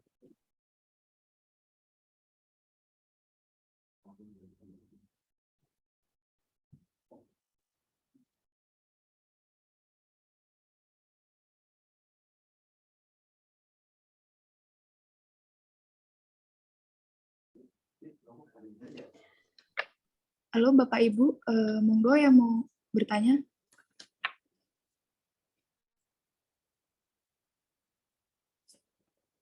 Silakan Pak Pras lagi. Ya, baik, terima kasih. Saya izin Monggo bertanya Pak lagi Pras. mengenai penelitian internal dasar, ya Pak. Itu harus ada anggota ya, anggota dari dosen gitu. Iya Pak Pras. Harus ya, wajib. Iya, maksudnya apa ya? Biar beberapa teman-teman itu nanti punya publikasinya biar banyak. Kalau kata Prof. Yanto katanya regulasi cerdik katanya. Oh, Biar nggak gabung baik, teman-teman baik, ya. baik. Iya, iya. Pak Pras Jadi mau sendiri wajib. apa? Gimana Pak Robert? Mau sendirian, Po? Ya. Ya, sendiri mandiri. Ada penelitian mandiri, Oh, boleh iya, sendiri. iya. Ya. Oke. Baik, berarti wajib ya kalau yang Sama mahasiswa ya, Pak Pras ya. Iya. Satu mahasiswa minimal. Oke, terima kasih. Ye. Tanya lagi nih. Oh ya, boleh. Yang Abdimas. Untuk Abdimas itu harus lintas prodi atau lintas fakultas nggak? Yang skema mana Pak? TDPT Pak Mulia. Ya, yang TDPT harus lintas fakultas Pak, tidak Lintas boleh. fakultas ya. Di Jadi ini ya, nggak bisa single ya gitu ya. Jadi ya, ketuanya dosen, anggotanya hanya mahasiswa gitu. sendiri boleh Pak? Yang ini ya untuk TDPT nggak Pak? Coba dicek lagi Pak. Ya. Mungkin di share screen lagi Pak yang tadi Pak. Iya. Oh ya Bapak Ibu, terkait rekaman hari ini nanti akan kita unggah di channel YouTube kita, ada di LPPM Universitas Amikom Yogyakarta. Nanti videonya akan kita upload di sana. Nanti untuk terkait materi yang disampaikan nanti akan di deskripsi dari tiap video gitu Bapak Ibu. Jadi setiap kegiatan jika mencari materinya nanti ada di deskripsi videonya masing-masing. Terkait dengan pembukaan penelitian dan pengabdian, tanggal-tanggal pentingnya nanti akan kita buatkan surat sendiri dan ada di pengumuman juga Bapak Ibu. Begitu. Nanti akan kita kirimkan untuk surat pembukaannya ke grup WhatsApp begitu dan juga di web kita begitu Bapak Ibu. Oh ya, mungkin sambil Bapak Ibu bisa presensi bisa cek di chat begitu untuk presensi kegiatan hari ini.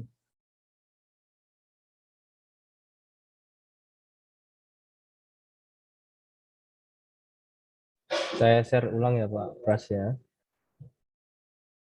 Baik Pak. Yang ini nggih, Pak. Terus nih Pak yang terjadwal nih Pak. Ya. Ya. Jadi boleh sendiri Pak di sini. Ini syarat keanggotaan jika lebih dari satu Pak. Seperti itu Pak Bas. Sendiri berarti. Oke. Baik, baik. Terima kasih. Iya, Pak selesai Mulia. Pak. Iya.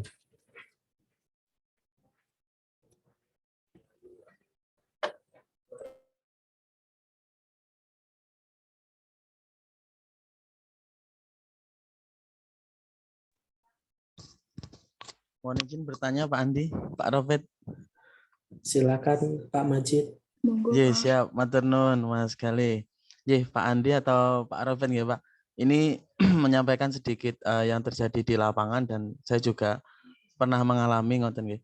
Di ketentuan umum itu terkait dengan skema penelitian yang hibah internal, itu di ketentuan umum ada sebagai ketua satu dan sebagai anggota juga satu gitu Pak ya. Kalau sebagai ketua dibatasi satu itu masih bisa diterima Pak. Tetapi untuk yang jadi anggota maksimal hanya satu itu Pak. Terkadang kita kan ini durasinya 1 tahun Pak ya. Jadi banyak yang ingin mengajukan begitu karena momennya itu hanya setahun sekali. Sehingga tim-tim itu kolaborasi dosen itu banyak Pak. Gitu. Jadi kadang kita jadi anggota yang dibatasi hanya satu ini terkendala di situ Pak. Tapi tim yang mengajak collab ini lebih dari satu, kebetulan begitu Pak. Mohon mungkin pripun Pak kalau anggota ini tidak dibatasi satu gitu. Kalau ketua dibatasi masih oke gitu Pak. Matur nuwun Pak Andi, Pak Robert. Oke, terima kasih. Pak Majid, ini kan berarti apa? Maksudnya collab sama Amikom ya? Mau sama Amikom? Iya Pak, dosen-dosen Amikom Pak. Tapi tim collab-nya itu lebih dari satu Pak, sehingga kalau jadi anggota itu dibatasi satu itu agak ada kendala di administrasi jadinya Pak.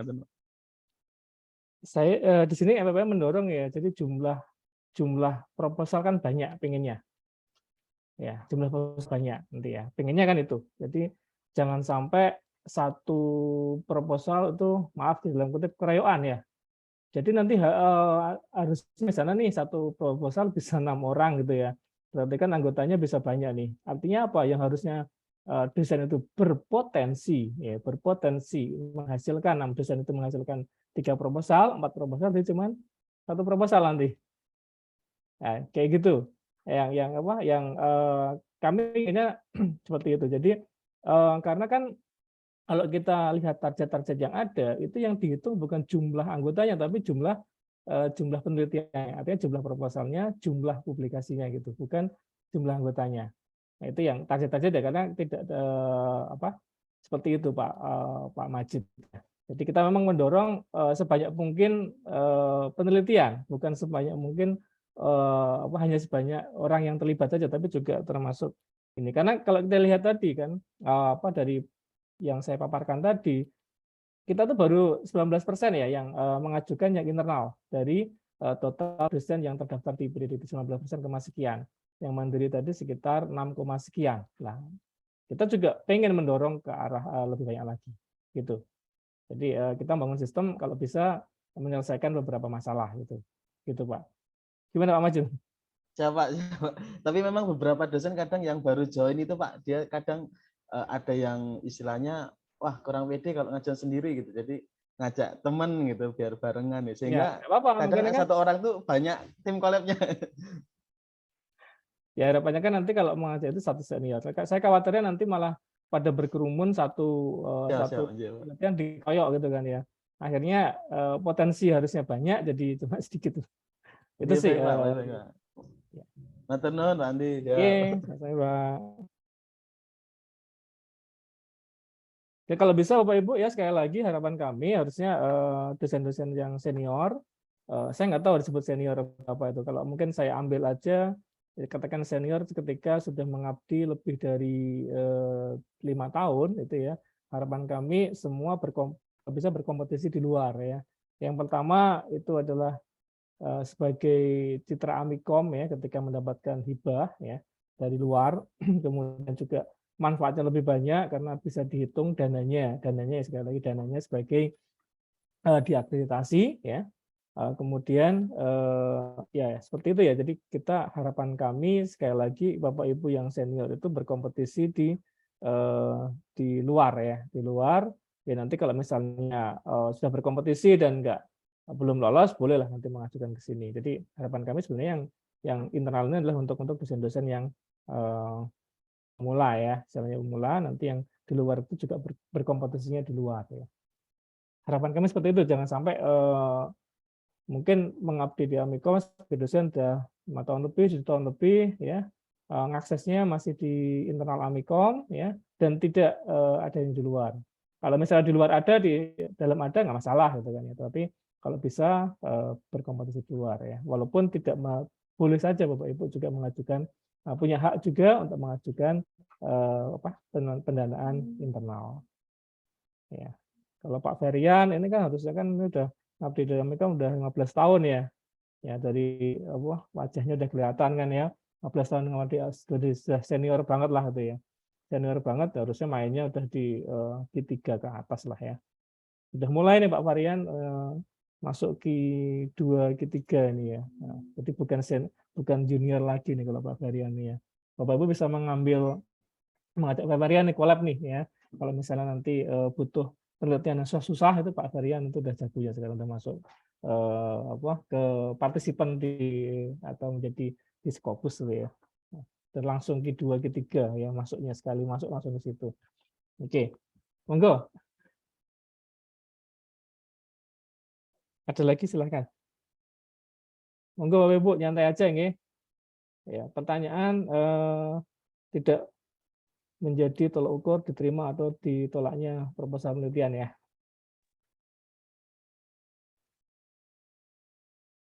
Silakan Bapak Ibu, kita masih ada 13 menit, kita sampai jam 11 waktunya. Kalau ada pertanyaan lain mungkin boleh, atau ada masukan juga boleh.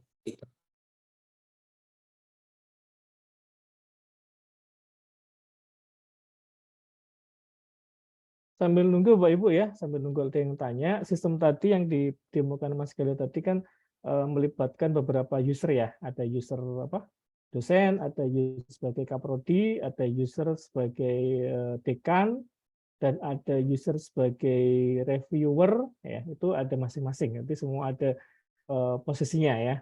Nanti mungkin kalau di sini ada Bapak Ibu kaprodi, ya, Bapak Ibu dekan.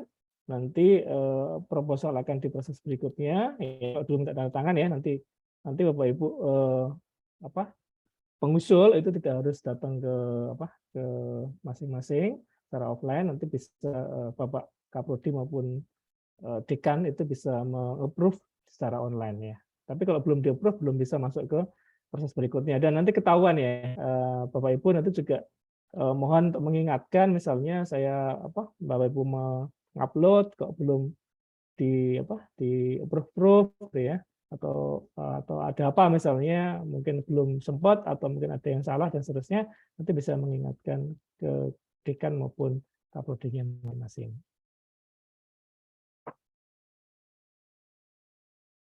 Oke, itu yang nanti di-share Pak Alfa ya Mas Galih. Nanti di-share di ini Pak Alfa di channel YouTube, nanti di bagian deskripsi nanti kita taruh di situ. Ya, di channel YouTube masuk ke RPM tadi, nanti akan kita share bahannya, materinya di masing-masing deskripsi pada video kegiatannya. Itu Pak Alfa ya.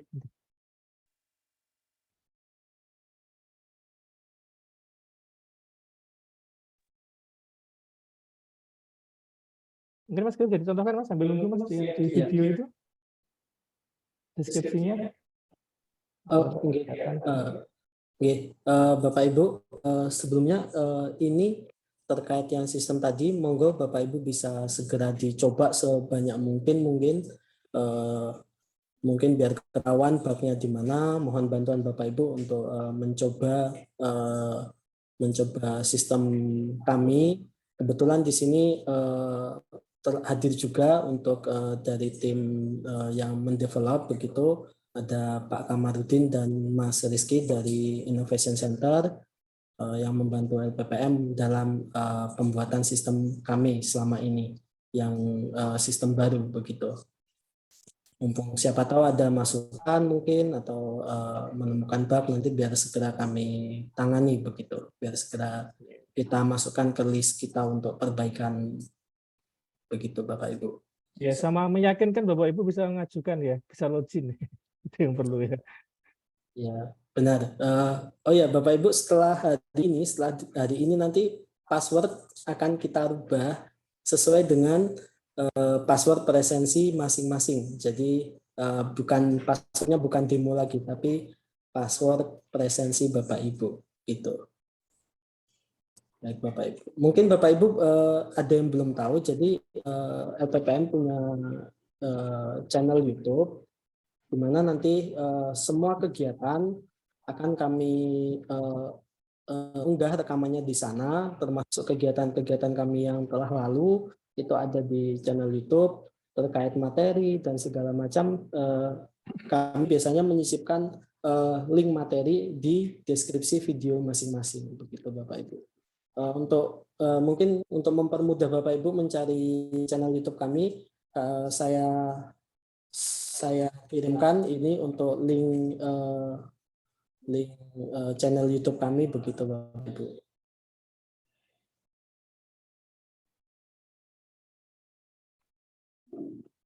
Presensi ada di atas Ibu, tadi sudah di share.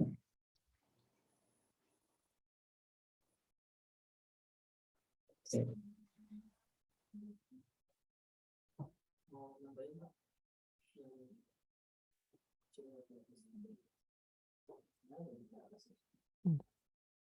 Mungkin Pak Kamarudin. Pak Kamarudin ada yang ditambahkan Pak Kamarudin dari developer dari IC? Ya, terima kasih Pak Andi atas waktunya. Bismillah, Assalamualaikum warahmatullahi wabarakatuh. Assalamualaikum warahmatullahi wabarakatuh. Ya, kita mungkin informasi saja Pak Andi untuk roadmap development berikutnya kan nanti yang kita akan tambahkan di sistem LPPM adalah yang pertama adalah untuk notifikasi ya. Jadi nanti mungkin Bapak Ibu yang sudah login di aplikasi LPPM-nya itu bisa cek lagi di profilnya, terutama untuk nomor HP-nya ya udah benar atau belum, karena itu kita ngambil dari data PSDM ya. Jadi nanti sistem notifikasi ini nanti kita akan mengaktifkan di beberapa fitur. Contoh misalkan ketika Bapak Ibu mensubmit proposal itu nanti dekan dan prodinya akan mendapat kiriman notifikasi via WA. Kemudian ketika dekan atau kaprodi meng-approve ya proposal Bapak Ibu, jadi Bapak Ibu juga akan mendapatkan notifikasi seperti itu. Itu untuk fitur berikutnya yang akan kita kembangkan selain publikasi ya Pak Andi ya. Ya, jadi nanti untuk publikasi juga akan kita kembangkan. Jadi nanti itu nanti fitur publikasinya akan bisa connect ke API jurnal dan API yang lainnya. Jadi akan mempermudah Bapak Ibu untuk melakukan submit proposal yang sudah ada. Seperti itu Pak Andi, tambahan informasinya. Oke. Sekali lagi kami Pak Rudi ya dari LPPM ucapkan terima kasih atas kolaborasinya ya. Jadi nanti Bapak Ibu, kalau kemarin Bapak Ibu mengajukan submission, publication plan itu kan kemudian indexing report itu kan mengisi banyak ini ya, banyak form gitu ya, banyak field ya. Nanti Bapak Ibu misalnya mau publication plan untuk pengajuan APC misalnya, nanti Bapak Ibu cukup memasukkan ISSN aja target jurnalnya, nanti otomatis data yang selama jurnal yang dituju itu terdaftar di Crossref ya, nanti akan secara otomatis semua field yang berhubungan yang dulunya diisi manual itu akan secara otomatis terisi, kita ngambil datanya dari API dari Crossref.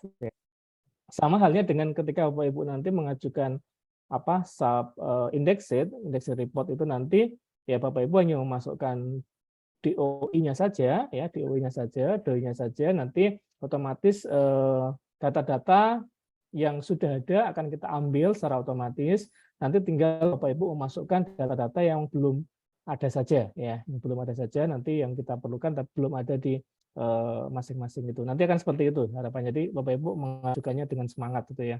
Nggak usah ngisi banyak-banyak, ngisi dikit aja ya.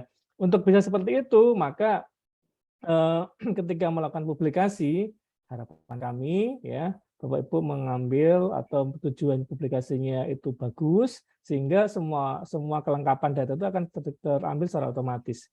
Ya, artinya publisher kalau bisa publish yang ada DOI-nya dong, gitu. Jangan hanya URL, nanti kalau hanya URL nanti nggak bisa diambil otomatis ya. Jadi yang ada DOI-nya, dan DOI-nya itu memang aktif ya.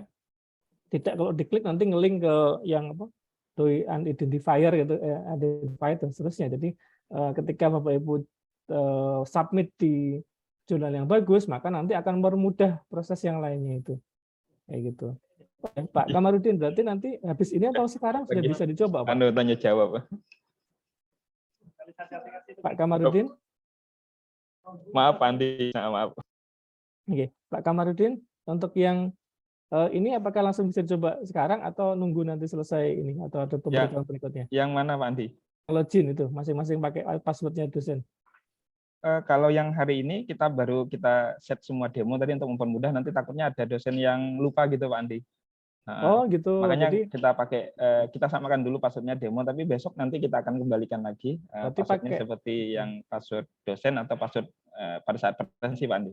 Oke, berarti sekarang posisinya para dosen boleh submit pakai nick ya, sama passwordnya demo udah detail semuanya. Nanti Bapak Ibu bisa mengupdate semua, terutama nomor mobile Pak ya, nomor telepon ya, yang bisa WA ya. Nanti diupdate nanti supaya nanti Bapak Ibu bisa dapat notifikasi otomatis kalau memang sudah terimplementasi ya dengan baik fitur itu. Jadi Bapak Ibu kalau nanti kapan harus pakai login pakai presensi di kelas itu, berarti nanti akan kita kasih tahu berikutnya gitu Pak Kamarudin ya. Ya seperti itu Pak Andi. Jadi nanti ini kan kita hari ini karena ada testing, nanti mungkin datanya kita akan riset lagi ya. Kita ambil data terbaru dari LPPM yang terutama nanti yang dari Google Sheet dulu ya. Nanti kita akan bantu importkan semua datanya. Jadi Bapak Ibu history penelitiannya yang lama itu akan tetap langsung masuk di sistem yang baru seperti itu Pak Andi. Oke, ya makasih Pak Andi. Monggo saya kembalikan lagi Mas Gali atau Mbak Widi. Oke, Bapak Ibu masih ada yang ingin ditanyakan? Silahkan. Jika tidak, kita akhiri sesi sosialisasi pada pagi hari ini. Terima kasih banyak kepada pemateri Pak Andi, Pak Robert, Pak Mulia, dan Kak Gali, serta Bapak Ibu dosen yang telah bertanya dan menyimak acara dari awal sampai akhir. Saya mewakili LPPM selaku MC menyampaikan mohon maaf atas kesalahan penyebutan nama dan kata. Akhir kata, terima kasih. Wassalamualaikum warahmatullahi wabarakatuh. Waalaikumsalam warahmatullahi wabarakatuh. Pak Widi, Pak Andi, Pak Robert. Mas Gali nggak usah guyu-guyu. Mas Gali nggak usah. Peringas Mas Gali. Masih di record loh. Oh iya. Lagi mau di stop Mas Gali?